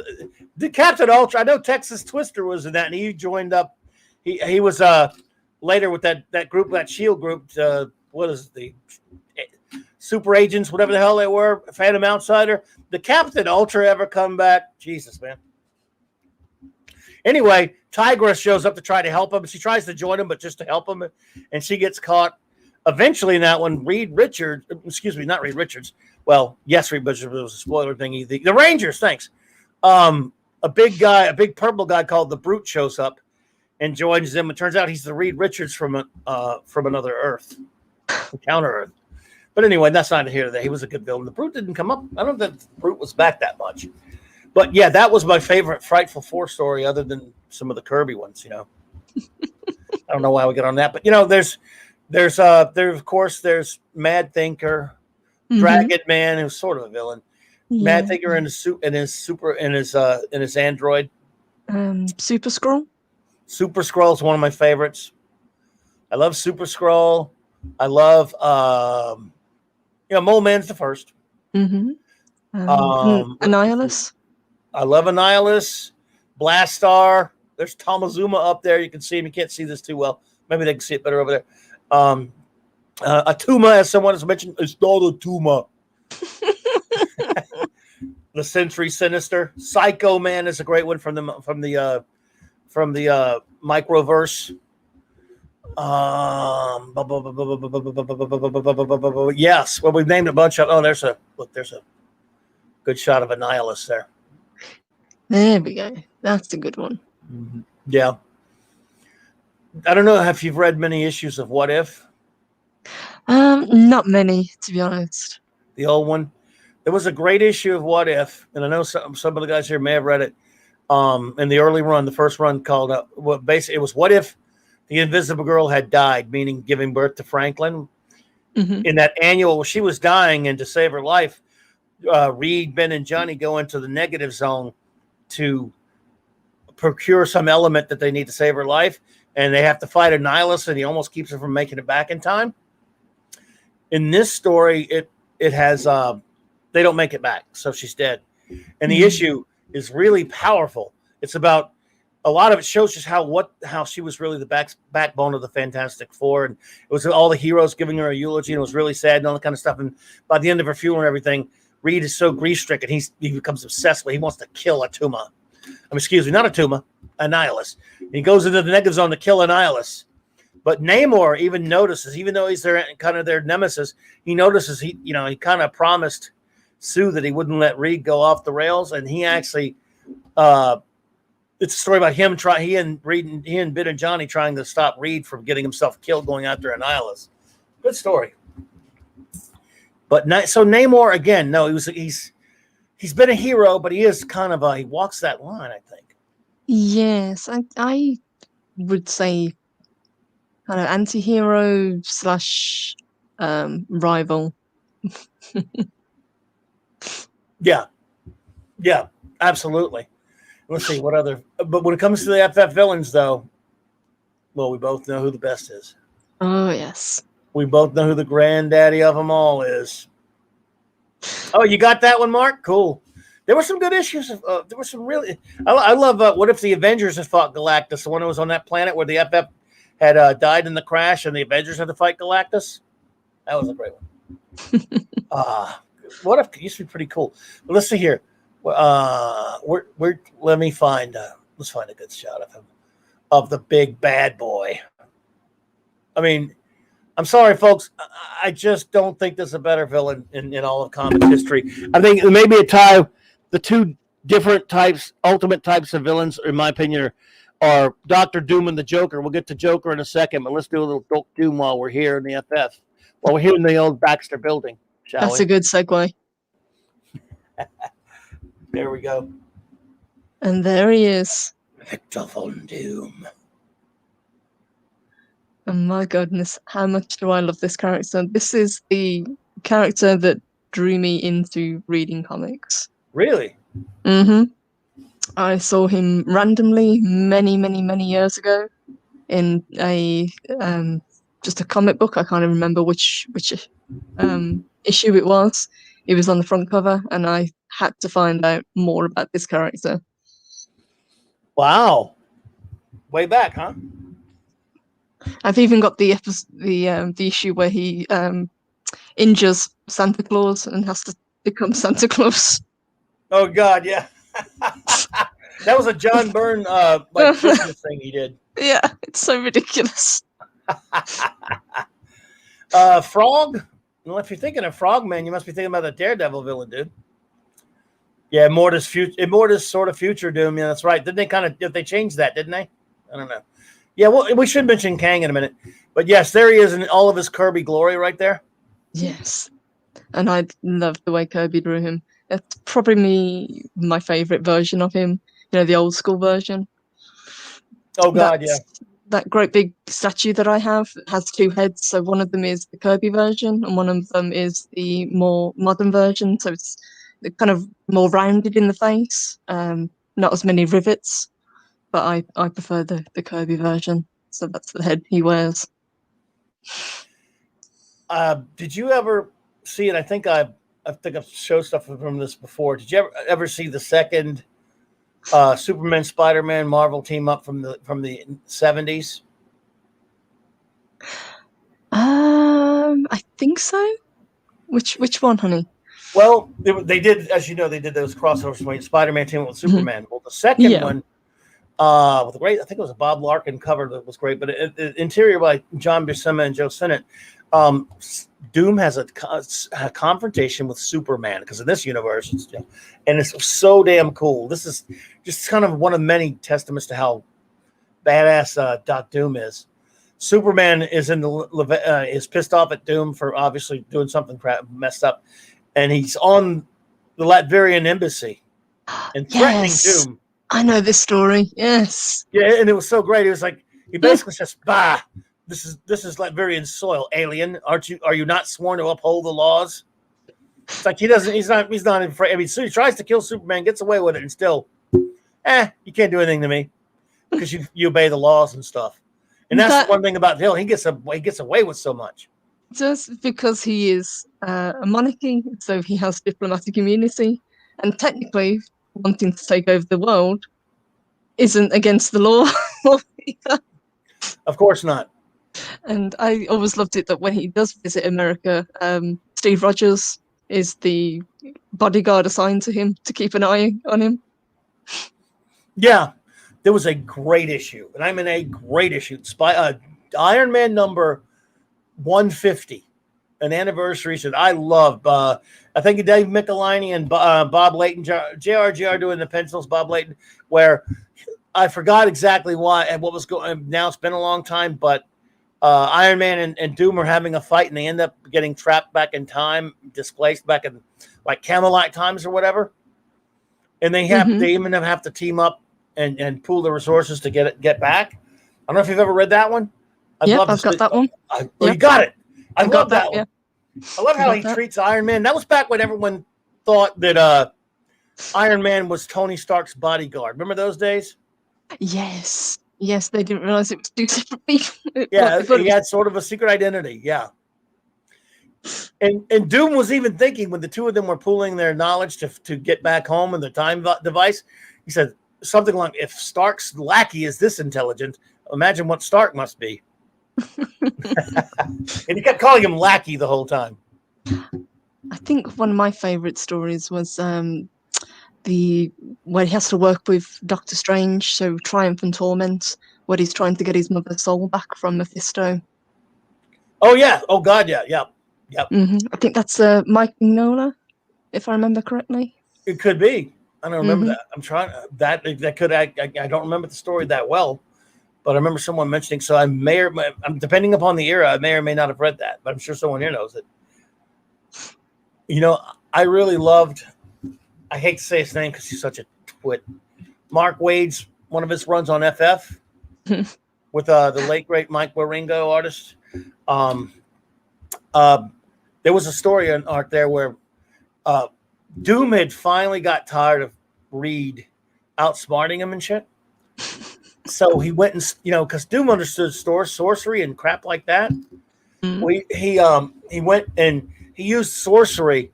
I forget the exact story now, but he used sorcery on Reed because he knew Reed Richards is such a scientific mind he wouldn't be able to understand it. Because he would be totally lost because he can't accept magic because he's such a scientist.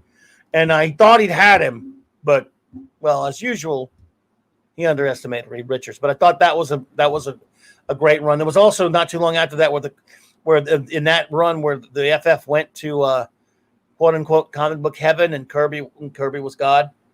Yes, to get was it Ben Grimm? You there? Yeah. Okay. Yes. He fixed Ben.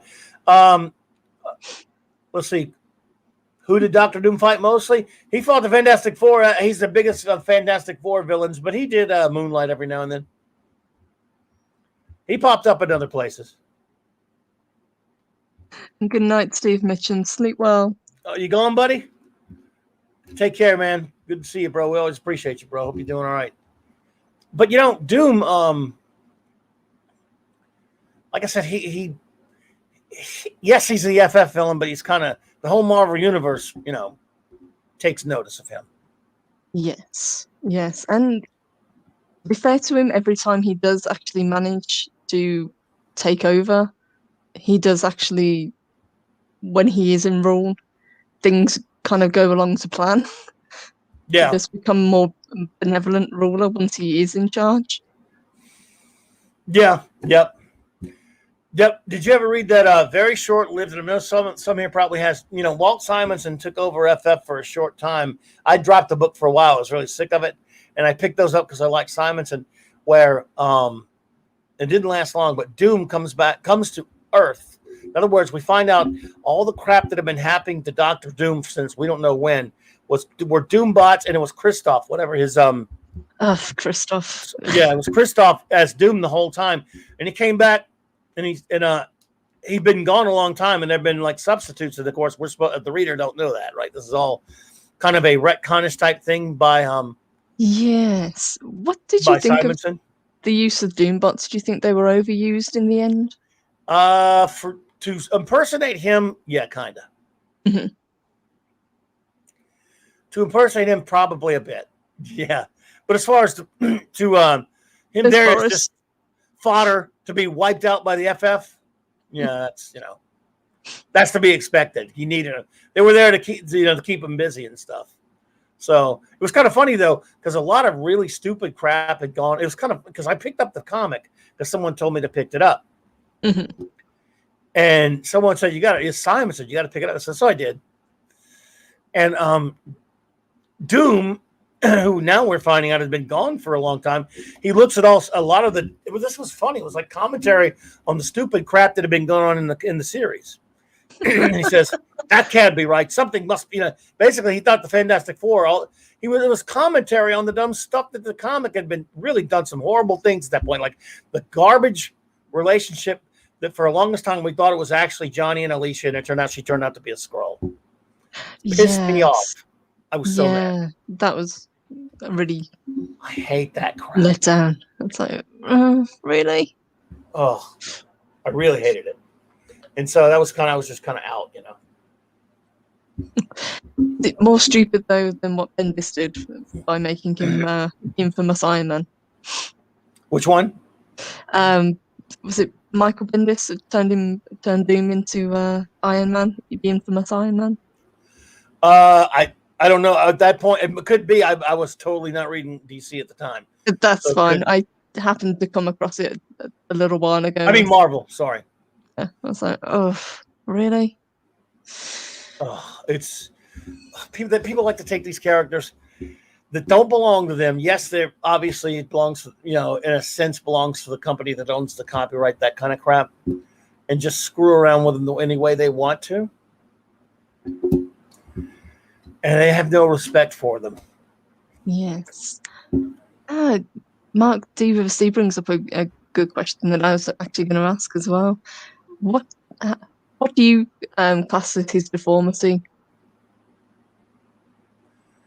Oh, well, to me, I agree with the Kirby idea. The Kirby idea is he has a tiny little scar, and he's such an egomaniac that he can't even have the slightest imperfection on his face. Stan Lee thinks he's just got a big, messed up, scarred up face. Yes. Didn't they kind of retcon that? So originally it was just a little scar, and then he puts the face plate on while it's too hot, and that causes the rest of the face to be. They did do something like that, but I can't remember the comic. Mm-hmm. They did do something like that. They did back in the 70s. They were doing novels of their superheroes, and I think Marv Wolfman wrote a Fantastic Four novel that adds a lot of different things to the origin of Doom and Reed and everyone and Ben. Yes, if it's the book I'm thinking of, I think I actually have it. I have to take a picture of it and send it to you. It's a very slim paperback book. Yeah, I still have it. Mm-hmm. I love that, but so there are a lot of schools on it. If it had been retconned at some point, I don't remember, but to me, I like Kirby's. I like Kirby's idea better. Yeah, I think it works better. The whole basis of the character is he is incredibly arrogant and vain. He thinks he is better. He never sees himself as being a villain. In his own mind, he is the hero, which is probably why I like him so much. Yeah, that absolutely. He's, because we've talked about this when we talk about villains sometimes. Some people don't think they're the villain. Mm-hmm. The Joker doesn't care. He loves being the villain. Doom thinks, he just wants to, he just thinks because he's such an egomaniac and a megalomaniac, I should be running things and I'll take care of you. Just do things my way. Because he doesn't care about freedom for anyone else but himself. Mm-hmm. Yeah. So I remember I love the guy doing the voice on which one we talked about this, the FF animated show of the mid 90s. Yes, that was a guy called Simon Templeman. He was so good. Mm-hmm. With that voice. Yes, very kind of regal sounding voice. Yeah, I liked it. Now the guy who did him on Earth's Mightiest Heroes was okay. Mm-hmm. And I liked the scene. There was a good scene in that one. It was kind of taken. Look, I didn't read Secret Invasion. Everyone, I was out of Marvel at that time. They did their own version of Secret Invasion on Earth's Mightiest Heroes. So if this was in that comic, I don't know. But basically, he knows about the Skrulls. He's the first one to find out, or one of the second ones to find out about Skrulls taking over and pretending to be superheroes. I don't know if you saw that show. Mm-hmm. I love that show. God, it's so good. And Doom, of course, is great on that show. What little you get to see of him. And again, that's the thing. He's the show's about the Avengers, so it's not about FF, so you don't see him that much. But toward when they finally get to that storyline, Doom, he's the one. Stark has been shut up in this lab for like 3 weeks by himself in his armor, just working on a way to expose Skrulls. Doom shows up with a way to help him, but of course, as soon as he gets in there, Stark attacks him. They have a big fight. And finally, he gives Stark a way to be able to expose the Skrulls. And he says, he says, why are you helping me? Because this Earth belongs to me. These aliens can't have it. He calls, I forgot what he called the Skrulls. These lizards can't have, whatever the hell. These reptiles can't have it, or something like that. And he goes, so does that mean you're going to help us in the fight? He says, such things are for blackies like you. I don't throw my hands up. He won't even join in the fight. He just helped them. He says, that's for people like you to do. It's beneath me to go fight. For lesser beings to do, yes. Yeah, I love it. Do you think we'll ever get a decent Doctor Doom on film. I do not. No. Unless fans do it. I do not. And I'm including Joseph Culp in this because he looked like a walking action figure. But at least that movie cost $3. So It's bless him, yeah. At least he looked like Doom. He looked like the yeah, meager version of Doom, but still. he was a big walking makeup. but you're right. He did look like. I thought, what was that dude's name in those two dumb FF movies? Julian. Yeah, Something or other. McMahon. Good. I mean, nothing against him personally as an actor, but Doom. And I hated that he was with them on that stupid satellite. Yeah, that was a really kind of clumsy way of bringing the character in. I didn't hate the way he looked. I thought the mask looked pretty good, and even the kind of modern version. So he's almost in like a cape or cloak rather than the like tabard and cloak. But yeah, he wasn't Doom. You know, he didn't have the arrogance behind him. No, the arrogance was definitely not there. It just didn't work. And again, but I guess you could say, well, yeah, sure, but would you rather fan four-stick Doom? No. Ew, that looked like a crash test dummy covered in silver foil and goo. I always thought he looked like he was wearing a garbage bag with saran wrap over his head or something. God, that was horrible. Good God. So bad. Yeah, just garbage. But yeah, he is the ultimate villain that doesn't think he's a villain. Yes. And a lot more powerful than I think people realize. He, like you say, he uses magic, he uses technology, he has the ability to control minds. Yes. To a certain degree. Yes. And again, he's got a whole country. Mm-hmm. He does. He has diplomatic immunity. Yep. And he uses it. He uses it. He's not nice. Mm-hmm. And he can physically fight if he has to. Oh, yeah. They did that episode called Doomsday of the wonderful FF cartoon of the 90s when he, again, for the second time, steals the Silver Surfer's power and uses it. That was incredible. And him just, he could not have been more full of himself with those powers and everything. And again, Reed just tricked him. Boom. And I always loved that he was always going after the Silver Surfer's powers. Yes, he wanted that power cosmic. And Surfer surfed right into it like twice. Yeah, he's truly. And I think. Did you know, by the way, a few years back, before Dan Slurt brought back his crappy new FF comic, 2-3 years ago, whatever, there was a series, and people like Chip Zdarsky. I didn't really like this at all, but I bought it because they brought back Marvel 2-in-1. They called the comic Marvel 2-in-1, but it was mostly. It was Ben and Johnny. At this point, it was believed that Reed and Sue were dead, and the kids were dead. Mm-hmm. But they all believed it, and Johnny was really messed up over it. So was Ben. But for some reason, this guy decided to make it where Dr. Doom, after all this time, decided he wanted to go straight. He wanted to be good. He wanted to stop being evil. And he was trying to make up for all the bad stuff he's done. So, which was I was like, are you serious? But I bought it for a while. Mm-hmm. Bought the whole run, I think, for a while. And I was nothing else to read. I don't know why I bought the stupid thing. All right, Mark. Good to see you, buddy. Good night, Mark. We appreciate you, man. So I bought this thing, right? And I was like, I don't know if I like this. I guess it's trying something different.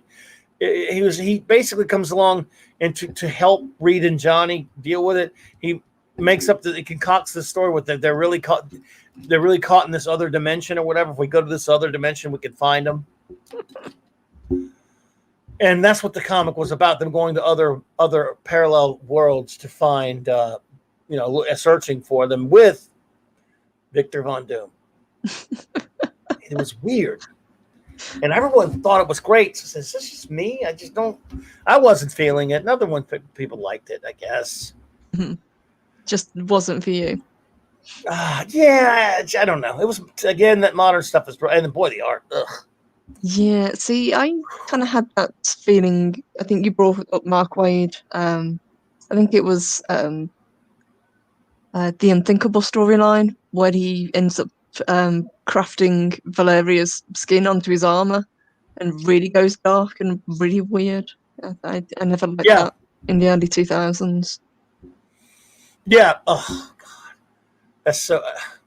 Someone, by the way, mentioned something that I thought was pretty interesting earlier. Steve Ernest was here. Yeah.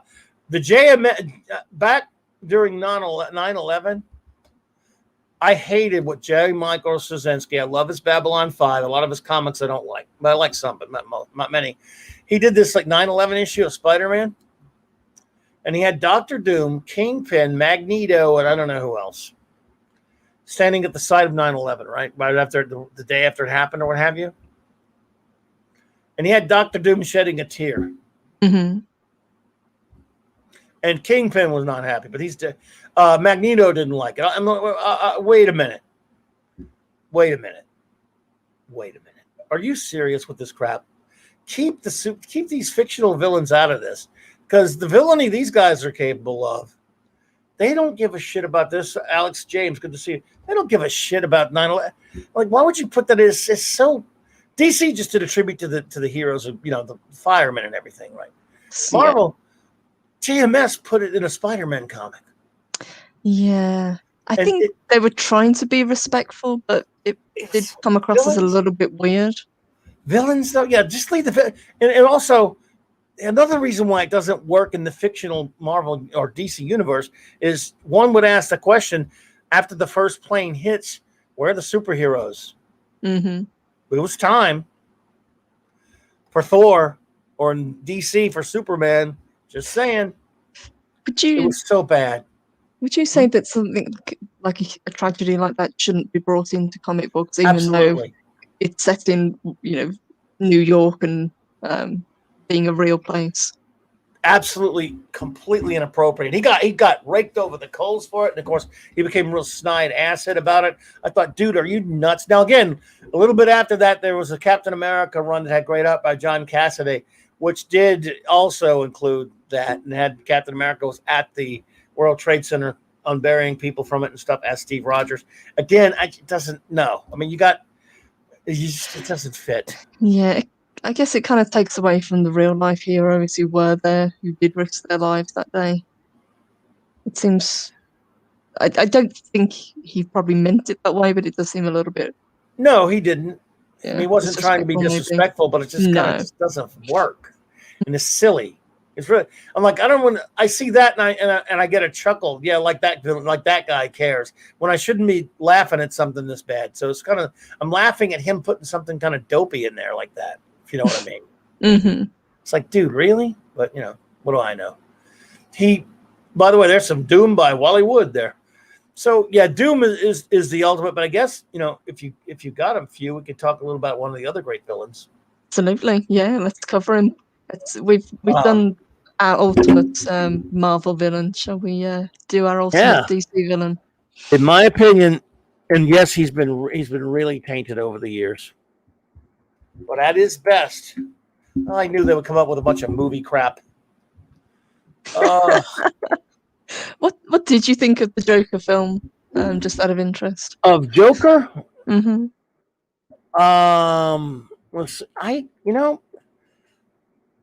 Unpopular opinion number 4072. I thought it was an okay as a film. Mm-hmm. I also thought this was a cheap attempt to cash in on DC characters, but to turn an art film into a commercial commodity by using an established property.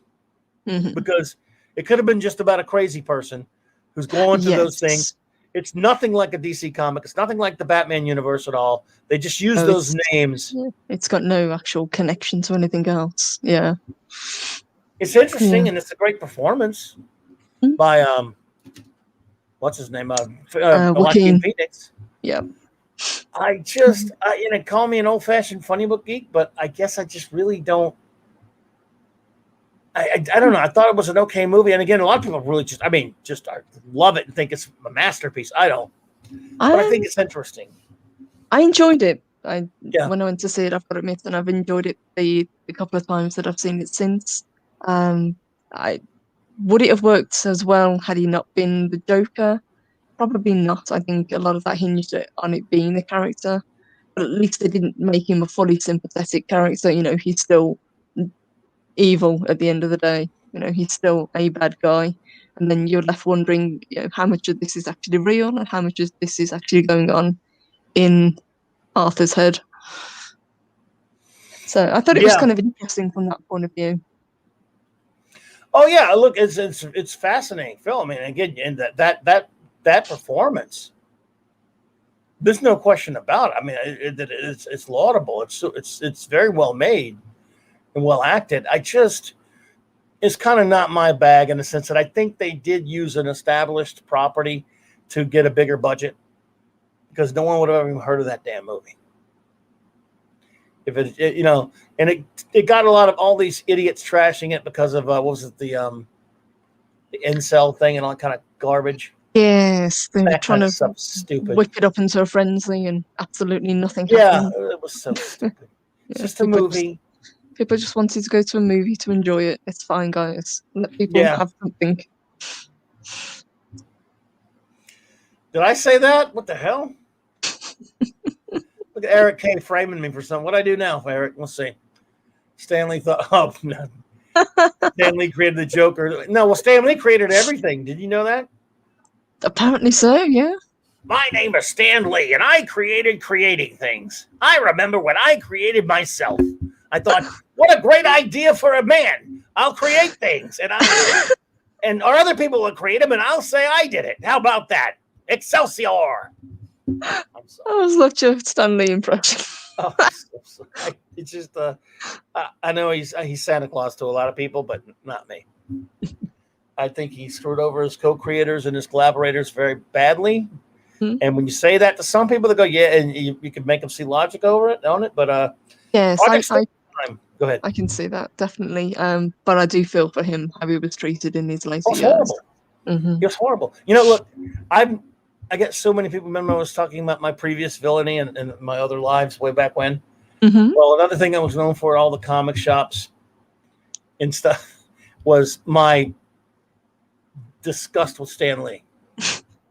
And all through fandom and online, all this kind of stuff. So when the four gentlemen passed away a couple of years ago, I actually got snide crap from some people who, okay, I guess you're gonna, are you happy now, or stuff like, I bet you think it's funny, or I bet you're gonna laugh. What is wrong with you?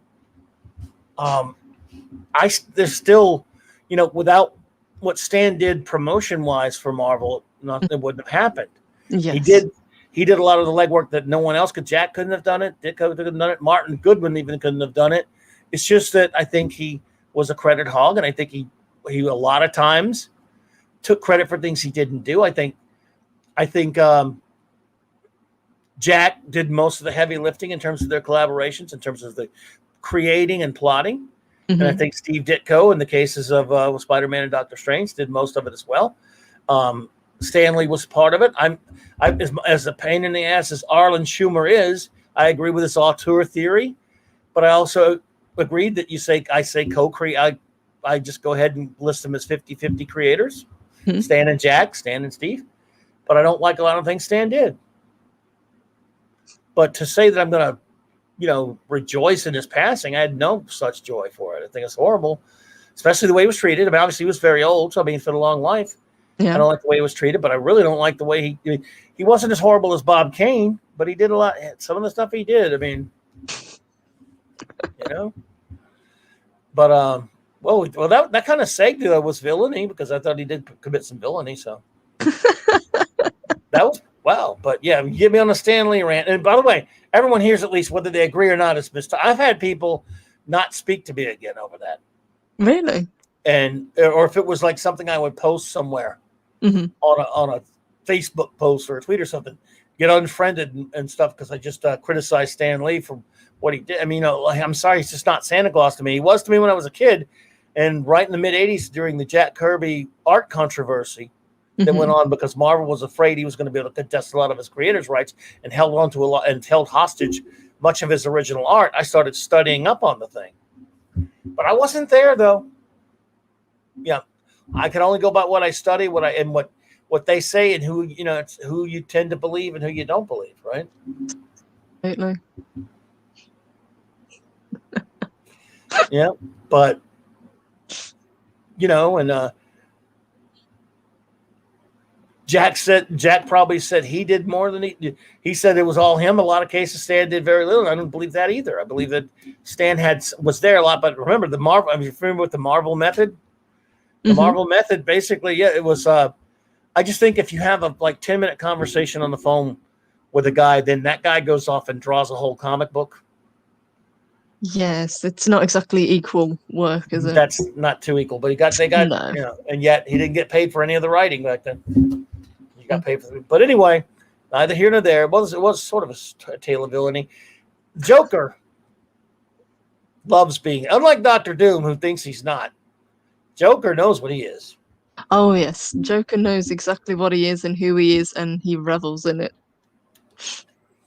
He revels in it. Do you see that cover right there? That the one with Joker smiling, saying, "And you're all welcome to watch the fireworks." Yes, that's one of my favorite comics. That's a Walt Simonson issue, I think. Forget the issue. Maybe Batman 321. I can't remember the exact issue. I'm bad with issue numbers. You already know that. Phantom Outsider proved that on me earlier when he gave me. I got a total issue number 10 issues wrong. A story called "Dreadful Birthday, Dear Joker." One of the fun things about Joker was the way he would, for the hell of it, just willy-nilly kill his henchmen. Yes, I remember that. Why does anyone work for him? Who knows? And it was kind of a running joke. They brought that back in the Arkham games as well. Oh yeah, I noticed. I thought that was a kind of cool kind of nod back to this era. This was my favorite killing of a henchman. Are you familiar with it? I'm not, to be honest. No, it doesn't ring a bell. I mean, I recognize the cover, but I cannot remember the story. He's got he's got all of them, Batman and all of them. Or no, but he's waiting on Batman, but he's got Commissioner Gordon, Barbara, Alfred, and Dick Grayson all tied up onto this big, this birthday cake thing that he's going to blow up or whatever. And he tells some stupid joke. And one of his henchmen's kind of looking bored. He's not listening, paying attention. And the Joker turns around and says, "You're not laughing, Sidney." And he goes, oh, Joker, I'm sorry. I forgot. And he points a gun at him. "You're about to forget to breathe." He goes, "No, Joker, really, I'm laughing now." And he goes, and he says, "Too late, Sidney." And he pulls the trigger. And comes, the silly joke gun comes out and says "bang" on the end of it. Like the joke gun is like a stick comes out of a gun with the word "bang" on. Yeah. Yeah. And so he starts laughing. "Oh, thank goodness. That was a good one, Joker. It's not even a real gun." He says, "Oh, yes, it is, Sidney." Next shot, you don't see it. Boom. It's a spear gun right to the head. Wow. That's my favorite. It's like, he thought he had. There's also a good one in an Englehart Rogers issue where he says, "So, Joker, what are we going to do next?" And he starts explaining his plan to the guy. They're walking on a busy road. And he says, "Oh, and by the way," whatever his guy's name is, says, "mind your own business." He pushes him out in front of a truck that was. Gosh. I think people forget what an abusive character he actually is. I mean, obviously he is to his henchmen, but later on in his run when Harley was introduced. Oh, yes. It absolutely blows my mind that people think that this is a healthy relationship. Joker cares about nobody but himself and maybe Batman. And Batman. But in a big way. Yes. It's funny. As much as I have some issues here and there with, if you pardon the pun, with Miller's Batman The Dark Knight Returns, which I'm sure you've read. Oh, yes. And there's an animated. I love the scene in the first issue, or I guess it was first, maybe the second. It may have been the second. I forgot which one, but where he's quit for like 10 years, Batman. And so we get a shot of when he finally comes back into action, Batman. We're at Arkham Asylum, and you see this Joker that's in this dead state. He's just barely still. He's not even conscious. He's not in a coma or anything, but he's just kind of staring at the walls.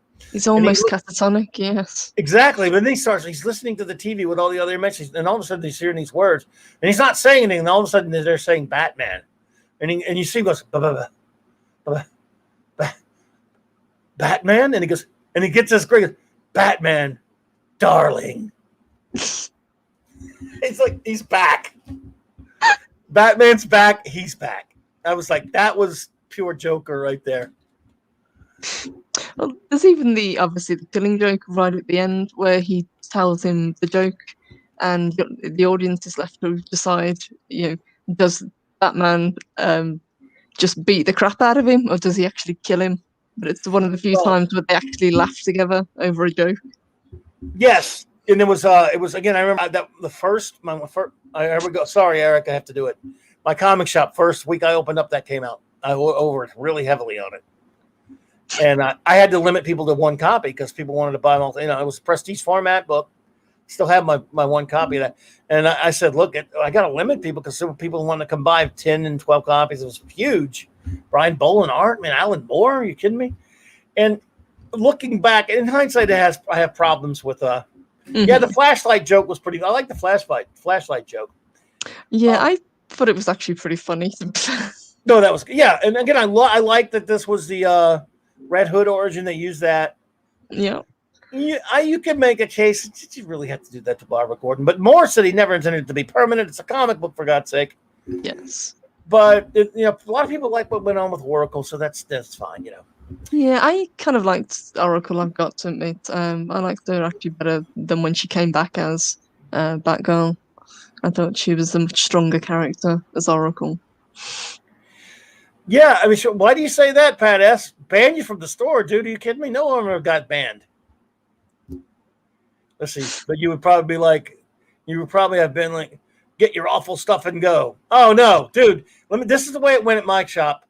If you were buying, no matter what you bought, if you were a friend, now again, if you're a total stranger, it's one thing. There's etiquette. But yeah, well, if my friend brought up something that I thought was crappy, I say, "You buy this crap? What is wrong with you?" But friends, no. Even I know it sounds bad, but even I didn't go to a total stranger. You shouldn't buy this shit. And then he'd convince you to buy half a dozen good comics instead. Yeah. I'd tell you about all these because there were actually some good. Now, Carl Tupper, on the other hand, the gentleman I was talking about earlier, he would say stuff like, hey, why are you buying these funny books? Those things rot your brain. Why do you buy this crap? Then he'd ring them up. Because everyone, loves Carl. But other than joking around, no, buddy. No, that's cool that you love stuff that I don't. We would talk about it. You'd be surprised how much stuff I love. At that time, I was kind of pissed at DC. When that came out, though, I was blown away by the Killing Joke. And I loved that they used the Red Hood origin.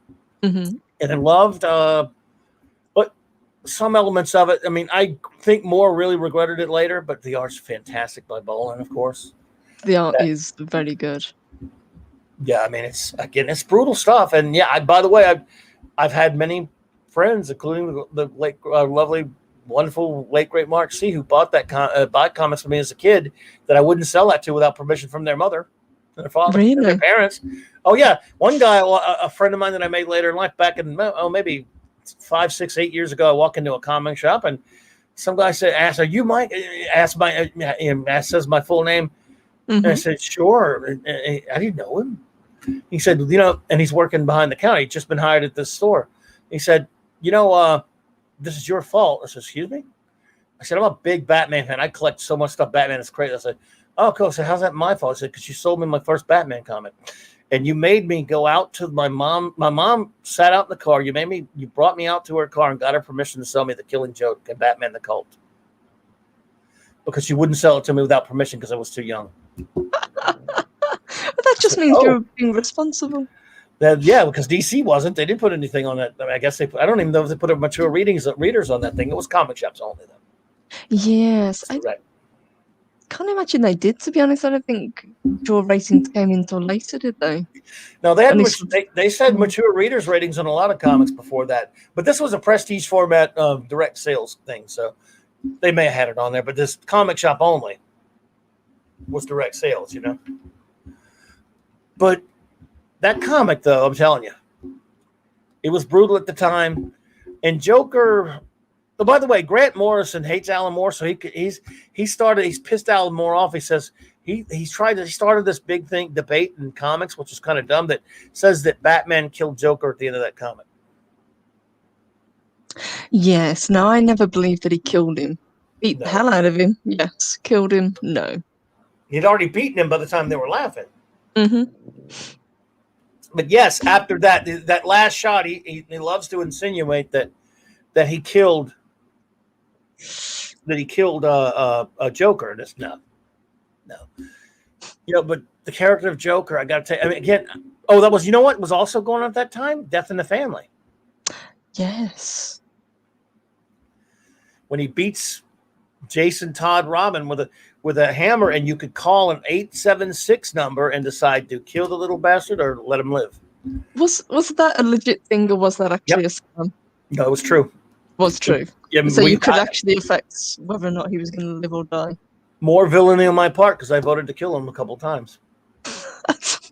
Probably had it on speed dial. I love it. They had speed dial back then. You know, because I was a Dick Grayson guy. I never liked Jason Todd. Yeah. You know. No, I was never a fan of Jason Todd as Robin. But I did like Dick Grayson, and I did like Tim Drake. Yeah, I like Tim Drake. Okay, I guess. See, I'm so old school. It took me years. I got dragged kicking and screaming to accept and call 10 times to kill Jason as a Phantom Outsider. Good. I got dragged kicking and screaming to accept Dick Grayson as Nightwing. It's Nightwing. Mm-hmm. Because I wanted him to be the adult Robin, like the Earth 2 Robin. If you remember that. I love the Earth 2 Robin. I did not like that in Teen Titans. I love Teen Titans, but I didn't like it when they gave him that silly negligee he was wearing for a while. The disco. See, I was never a fan of Teen Titans. Yeah. Oh, really? I got you. Never get into it. I love the Wolfman Perez run for a while there, but yeah, I didn't like him being Nightwing that much. It took me till really way later, so I started putting up with it.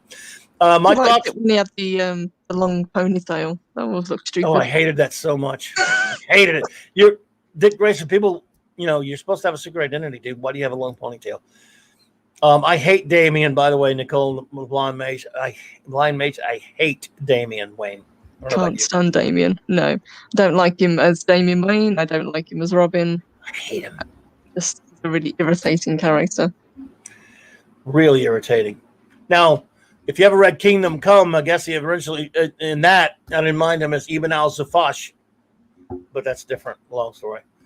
But you know, on Joker, I think some of the best stuff with Joker, because you can go too far. I mean, they've done some unbelievably disgusting things with him in some modern comics. But on the animated series, that's one of the best places. And I guess we'd be remiss without saying, even on the campy but wonderful Adam West series, you know, was it Cesar Romero's great. Yes, I've got to admit, I really did like him. I always thought that Frank Gorshin's Riddler was a little bit more sinister than the Joker. I love him. Yeah. He was hilarious, but yes, Romero though is pretty damn cool. And I got look. I don't know about you, but I kind of thought Jack Nicholson was pretty damn good. I mean, I like Jack. Yeah, I think Jack kind of got right through to the whole kind of chaos behind the character, and he looked like he jumped straight out of the comic book page. I thought he got the mannerisms down. I really liked the voice. Him being named Jack Napier, though. Yeah, Jack Napier. But we've had what? Arthur Fleck, but Fleck. Yeah. We used to make jokes that some asshead writer's going to make him his real name Joe Kerr. Joseph Kerr has been used. Yeah, Joseph Kerr. Going sane. Oh my God. What the hell? But on the animated series, oh my god, we talked a little bit about last week about that one with Sid the Squid. I loved. Yes. Do you remember the episode Joker's Favor? I can't remember which one was that one. He at the beginning of the episode, some ordinary schlub guy named Charlie Collins is voiced by Ed Begley Jr. accidentally runs the Joker off the road, or gets Joker runs him by or something. He gets pissed off, and I think he goes and aims a little road rage at the Joker. I don't know if he does. Cusses him out, yeah. Remember that one? And anyway, when the Joker catches up to him after that, he doesn't kill him. He takes his ID and says, he's, when he apologized to him and stuff, apology accepted, but you're going to owe me a favor sometime. Mm-hmm. Well, he lets the guy 2 years. The guy has to go into hiding. He's scared to death because he knows the Joker. Just takes his family into hiding. He's living all this terror. And then 2 years later, the Joker gets this wild hair up his ass. Oh, he found the ID. Oh, this guy. This is... And so he brings him back, so I'm going to call it Charlie Collins. That was a great episode. It was. And doesn't he kind of turn the tables on him right at the end and Batman has to save him? It's such a great scene when he scares the Joker into thinking he has a bomb and Joker gets scared. And then it turned up and he goes, gotcha, to the Joker. He's taunting him that, great Joker is going to be taken out by some, And then Batman laughed. Yeah. Batman went, It's like, oh my God, Batman laughs. Holy shit. I love it. Joker's Wild. The episode where, where the nutty, the rich dude based a casino resort on the Joker theme just because he knew the Joker would come and destroy it and he'd get the insurance money. Oh, yes. And how miffed was he? Because he was taking his likeness and profiting from it. He was pissed. He was pissed. It was kind of silly how he got out of jail. But it was funny because when Bruce Wayne says that dude does not know what he's messing with. This idiot, you screw around with the Joker. You're dumb. You're crazier than he is. Because he's so unpredictable. Also, Mad Love is just fantastic. Yes. The other one that I remember, I think it was called Laughing Fish. Oh God, yeah, that's from that episode. You talk about the episode, right? Mm-hmm. Yep. Well, in the 60s, when after the Batman TV show kind of died down a little bit, Denny O'Neil and Neil Adams kind of brought the Dark Knight Joker back, the Dark Knight, the serious Batman back as well, and there was a story called The Joker's Five-Way Revenge. Then in the 70s, probably the definitive Detective Comics run of Batman by Steve Englehart, Marcia Rogers, and Steve Austin. I was going to say Terry Austin. Steve Austin's Bionic. They had a Joker story called The Laughing Fish. Well, that episode you're talking about combined the two because it has the Laughing Fish plot where he wants to copyright the fish. And at the end of the episode, he put him in the fish tank. That was an homage to the Joker's Five-Way Revenge. Oh, that I didn't know. I love that episode. Yeah, when he fed him to the shark, and he said, because the shark's smiling upside down. Whatever. Yes. I think it was even. I think they kind of worked it that it was Harley's idea that she actually manages to figure out. So she hangs Batman upside down. So as he's looking at the fish, the piranhas look like they're smiling. Mad Love. Oh God, it was so great. Yeah. And then he gets mad at her. Yeah, well, he gets mad at her because he's not the one that did it. But then, he gave Batman just enough of an out. And I love when Batman, when they're standing on the train, because he throws, he kicked Harley out of a building? He did, yep, straight out of the window. And they're standing on that train, and he goes, she almost had me, Blood rushing to my head. I couldn't do anything. I knew the only chance I'd have was to have her call you. I knew your massive ego would never allow anyone else the pleasure of killing me. He said, but then he said, but she got closer than you ever did. Puddin'. That was a comic before it was an episode. Yes, it was. A one-shot comic. Yep. And it was so damn good. Another good one was Harlequin. Was it Harlequinade? Harlequinade, yep. When they were fighting each other? When she was pissed at him? Yes, and she leaves him and then kind of goes it alone. Yeah. Yeah. And she tries to convince Batman that to help her or whatever. I Fight him, also of course. really liked Trial, where he's Oh the God, judge in the kangaroo court. old hanging judge Joker. I love that scene where when he basically was the prosecutor says, for the record, he goes, record? Is someone supposed to be writing this down?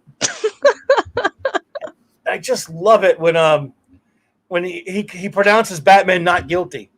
Not guilty. You're right, counselor. We've all basically responsible for our own crummy lives. And since we are so rotten and depraved, we're gonna waste you anyway. I fucking love it.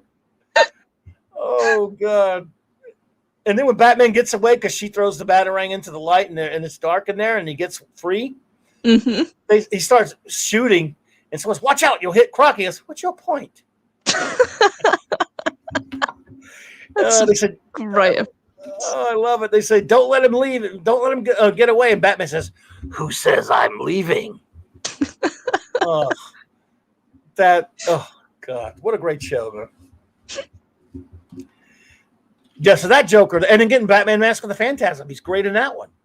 Yeah, which was a surprisingly adult film. Saw I it mean, 2 times at the theater. Yeah.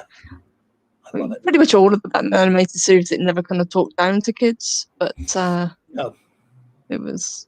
This one was really, and it incorporated a lot of Batman Year One stuff in it.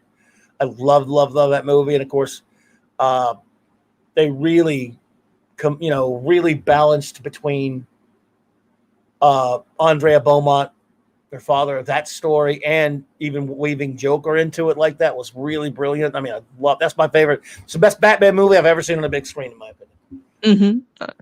I really enjoyed it. It's been a long time since I've seen it, but yeah, it did leave an So impression. good. He was also great on the Justice League cartoon. Remember the one where basically he was trying to get Luthor to get all the villains together, and they didn't. He helped them catch Batman, and they were trying to catch all the other villains. And Joker kept trying to warn everybody, you don't take your eye off of Batman, and nobody would listen to him. And they wouldn't let Joker near him. I should have listened to him. Should have listened to him. Did you ever read a comic called Justice by Alex Ross and Jim Kruger? Rings a bell. I don't think I've read it. I don't think I own it, at least. It's our good old buddy Mark C and I, we did a review of that back in this summer and stuff. Paulie first found me on YouTube. It was one of my first shows, and he bought the thing. It's beautiful art. It's, Justice was from the mid 2000s, but it's a great story. But not to get too far into the story, one of the fun things about the Joker in this story, all the villains were in on this. I mean, all the villains were on this really big conspiracy. I won't give the plot away or anything like that, but they were all in on it except Luthor and Brainiac decided we cannot include the Joker. He's too dangerous. And so they left him out of it, and he was not happy. He was in Arkham, and when he knew something was going on, and they didn't include him, and just suffice to say, some of the best parts of that comic are what Joker does about it. And there's a great book Chuck Dixon did, I think with Graham Nolan, I think called Joker's Devil's Advocate. You know that one? Yes, that one I do know. That was pretty good. So, I mean, yeah, Doc Doom and Joker. And again, when I was telling you about how Flash and I we did our 25, whatever. I was tough. I was juggling between 1 and 2.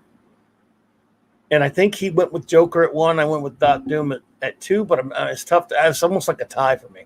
Because they're both the two sides of the coin of villainy. They're, Yes, chaos and control, and both incredibly dangerous, but for different reasons. Yep.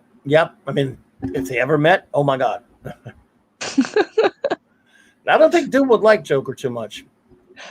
No, I'm trying to think. I know there have been Marvel and DC crossovers, but I don't think the two characters have ever crossed paths.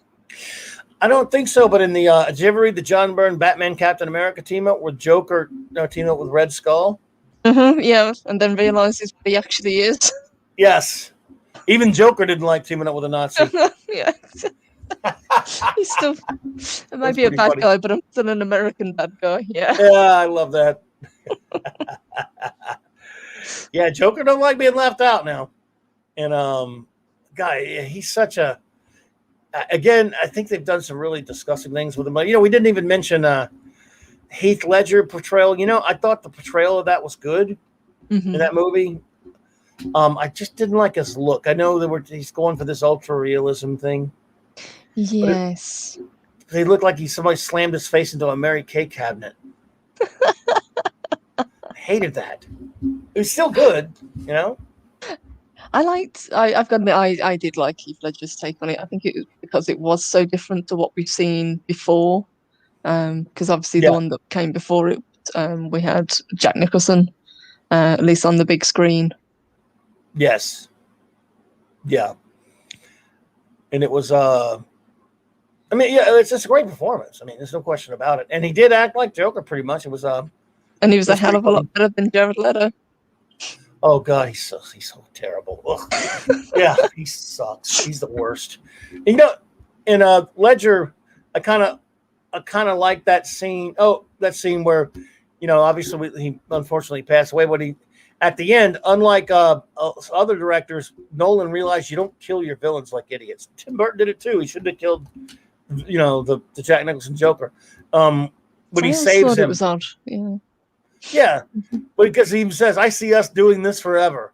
Of course, Christopher Nolan and other ideas anyway. Even if he lived, I mean, when Dark Knight retires, he just stopped being Batman or whatever reason. I Yeah, hated that film for the sole I reason hate that it. he would never have done that to Alfred, to let him think that he'd actually died. It was disgusting. I hate that whole Yeah. movie. Yeah, I really hate that movie. There was a comic called Salvation Run. Any of you guys ever read that one? This was back when it was still some good DC comics coming out in the 2000s, where somebody had transported all the villains to this planet, to this other, to some weird planet, like a prison type thing, and half of them, two halves were split up a little bit, and Joker kind of organized a bunch of them, and Luther organized a bunch of them. That was actually a pretty good comic. Anyone read Salvation Run? That was at least at first it was. Joker was pretty good in that. You don't have to go too crazy with him, but you can, and they do. And that Joaquin Phoenix movie is not really. I mean, it's just not. It's not nothing to do with Batman. Not only that, am I too much of a fanboy? But that scene when he goes to the Wayne Manor and he's messing around with Bruce's face. Yeah, that was kind of weird. And what was weird to me is that ain't no Alfred would have kicked his ass. Yeah, Alfred would have jumped the gate by that Oh, point. that ain't no Alfred. Alfred's supposed to, I mean, they're the ones not they, but Alfred was established as a badass later. Not originally, he was just a floppy butler and all that stuff. It was fine. And Frank Miller kind of started doing that stuff with him a little bit. He had a past, don't get me wrong, before that. But as far as being a wise ass and all that stuff, of course, they've gotten crazy with Alfred. Like now he's like, Yeah, Alfred will shoot people, Batman won't. Yeah. Alfred, I don't know. I like Michael Gow. I like, I don't know, Alan Napier, Alfred, and was it Michael Caine? Jeremy Irons, yeah. As much as I hate the Snyder stuff, Jeremy Irons is a good Alfred. Yeah. Yeah, gotta admit. But yeah, I don't know. So, well, are there any other villains that you'd like to mention? Because I know it's getting late for you. I think we've kind of covered most of them, and I think we've left it on the two, if not the best, overall, definitely the two that are the most iconic for Marvel and DC. I'm still biased. I'm still going to put Doom on top. Of course. Just for me. Me too. I do love the Joker, but he would actually, as I said, come in for me below Scarecrow and Riddler. Yeah, we didn't even talk about Scarecrow, Dr. Jonathan Crane. There were some good episodes of the animated series with him as well. There was, yeah. Really liked his original design. I didn't like it when they kind of redesigned him later on in the series. I liked it when he looked like an actual Scarecrow rather than that weird kind of sack over his head. And then later on, he kind of looked like a preacher, with the... Yeah. why they kept Yes. noose around his neck. That's the thing that just kept on going. It just seems like a really stupid thing to have a noose around your neck that Batman can grab a hold of. But Scarecrow is a good one there was Superpowers Galactic Guardian super team cartoon from the mid 80s where they actually did sort of a serious series as they could for that, Saturday morning cartoon at that time slot. One with the death of Superman, which was kind of serious and a great one. And then they did one called The Fear of Batman, and it was Adam West doing the voice of Batman on that show, but it was about the fear toxin from Scarecrow got into him and it tested Batman's fear, and then even did a flashback to his origin, which was the first time it had ever been done that I know of in a cartoon at all. Mm-hmm. As far as his origin, they couldn't actually show much, because it was Saturday morning kids cartoon, but Scarecrow, yeah, he's a great villain. And Two-Face, you'd be remiss if you didn't, say something about Two-Face. And Poison Ivy. We haven't talked about any of the lady villains. You got Poison Ivy there. We didn't. We should. Well, we could do it again. It's plenty. We could do a lot of villain talk. Whenever you want to. Poison Ivy. Oh God. Well, we spent so much time on the big ones. There's so many. And good. If you're ever willing to talk villains again, do like a D-list villains. The lower. The less known, the better. See who can come up with the most obscure villain. We'll even talk about Duella Dent, everyone. And then, the first, there was a Golden Age Harlequin, but there was also there was a character in Teen Titans in the 70s called the Joker's daughter, is what she called herself, later Harlequin. And the big kicker was she wasn't the Joker's daughter; she was Harvey Dent's daughter, pretending to be the Joker's daughter. Yes, I was confused. Yeah, that's kind of weird. What's the new female that he's got with him now? Oh God, I can't remember her name. The new who? The new what now? The new female sidekick the Joker's got with him. I can never remember her name. Oh, Punchline or something like that? I don't read it. Is that I think it's Punchline. Yeah, something like that. Yeah. I was never the biggest Harley. I love her on the animated series, but, I never got too much of the popularity of her. But, yeah, I don't know anything about it. I didn't know anything with Punchline in it. I do know, they debuted her in one of those Batman animated-based comics that just came out not too long ago, which is a strange place to put her. Mm-hmm. But, someone... Oh, well, look, there's tons we didn't get into because we spent so much time on the good guys. You're right. We didn't do it. No Loki. No. Don't tell Loki on us. Don't tell Loki on us. He wouldn't like that. Well, we can I guess we'll have him come and talk about Loki. Maybe he'd like to. I don't know. Yeah, that would work. But yeah, no Loki, Mandarin. It's not that we don't love him. We love Dr. Doom and the Joker and some of the other ones. Hey, I love the Fatal Five. I didn't talk about them either. Mm-hmm. And I love Emerald Empress. Oh. But I also love Clayface. We didn't go over. Right. This Clay. Mm-hmm. Oh, there's so many. Again, it's impossible to talk about at any great degree a villain and do them justice if you just try to cover 20 of them. But we covered a few here and there, and then we went to the big two right off the bat. Oh yes, they're the best. They're the biggest. So. And we've been here for a good while, so I tell you what, I cannot believe this much time's flown by. I think we just started. I don't know. You always make it so much fun. We're gonna have to do a part 2 down the line, Clobby, if you would. You name the time and it's done. Absorbing Man, absolutely. There's so many of them. Sandman, we did mention Sandman a little bit, buddy. A little bit, yeah. We didn't really go into detail with him, did we? No. Well, I did mention that Flip Marker was a good guy for a while. Enchantress, yeah. Do you know how many villains there are? Yeah, Hela, we didn't cover. No, we got Hela. Mm-hmm. Right? The Masters of Evil, Baron Zemo, Red Skull. We didn't do Red Skull. There's so many. We didn't do Red Skull, that is true. So many. Oh, God. It's not even. Look, it takes forever. I don't know. What are you going to do? But we talked about the two best ones. About Thanos? About Thanos, Dark Side. But you know what? We did talk about the most important villain of all time, Terra Man. who is now my top villain. Hey, So thank you for that.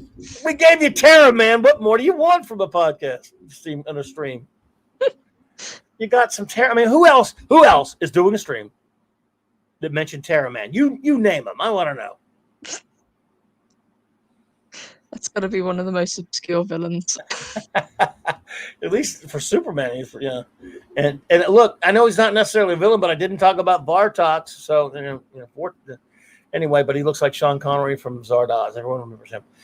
So we didn't talk about, as Adam West put it, our old arch nemesis, Catwoman. So yes, Catwoman, Penguin. We've got plenty more to cover. Anytime, look, that could be a recurring thingy for us whenever you're up for it, because I would love talking villains. Yeah, so we could talk. We will definitely talk about the Thanos copter. Gotta have that. Oh, Michael Korvac. Yeah, there are tons of them. I promise. Yeah. Best Rogues Gallery, Batman. Let's see. We'll finish on Rogues Gallery. Yeah, I would probably say yes. Yeah, close. I think Spider-Man would come in a close second. Fantastic Four third. Yes, I have to go along with that. Bat, Spidey, FF. Yeah, I mean, Justice League doesn't have that many, and Avengers has a few. As far as teams go, X-Men has a bunch. So yeah, they're all kinds. There are tons of them. We'll get there. There you go.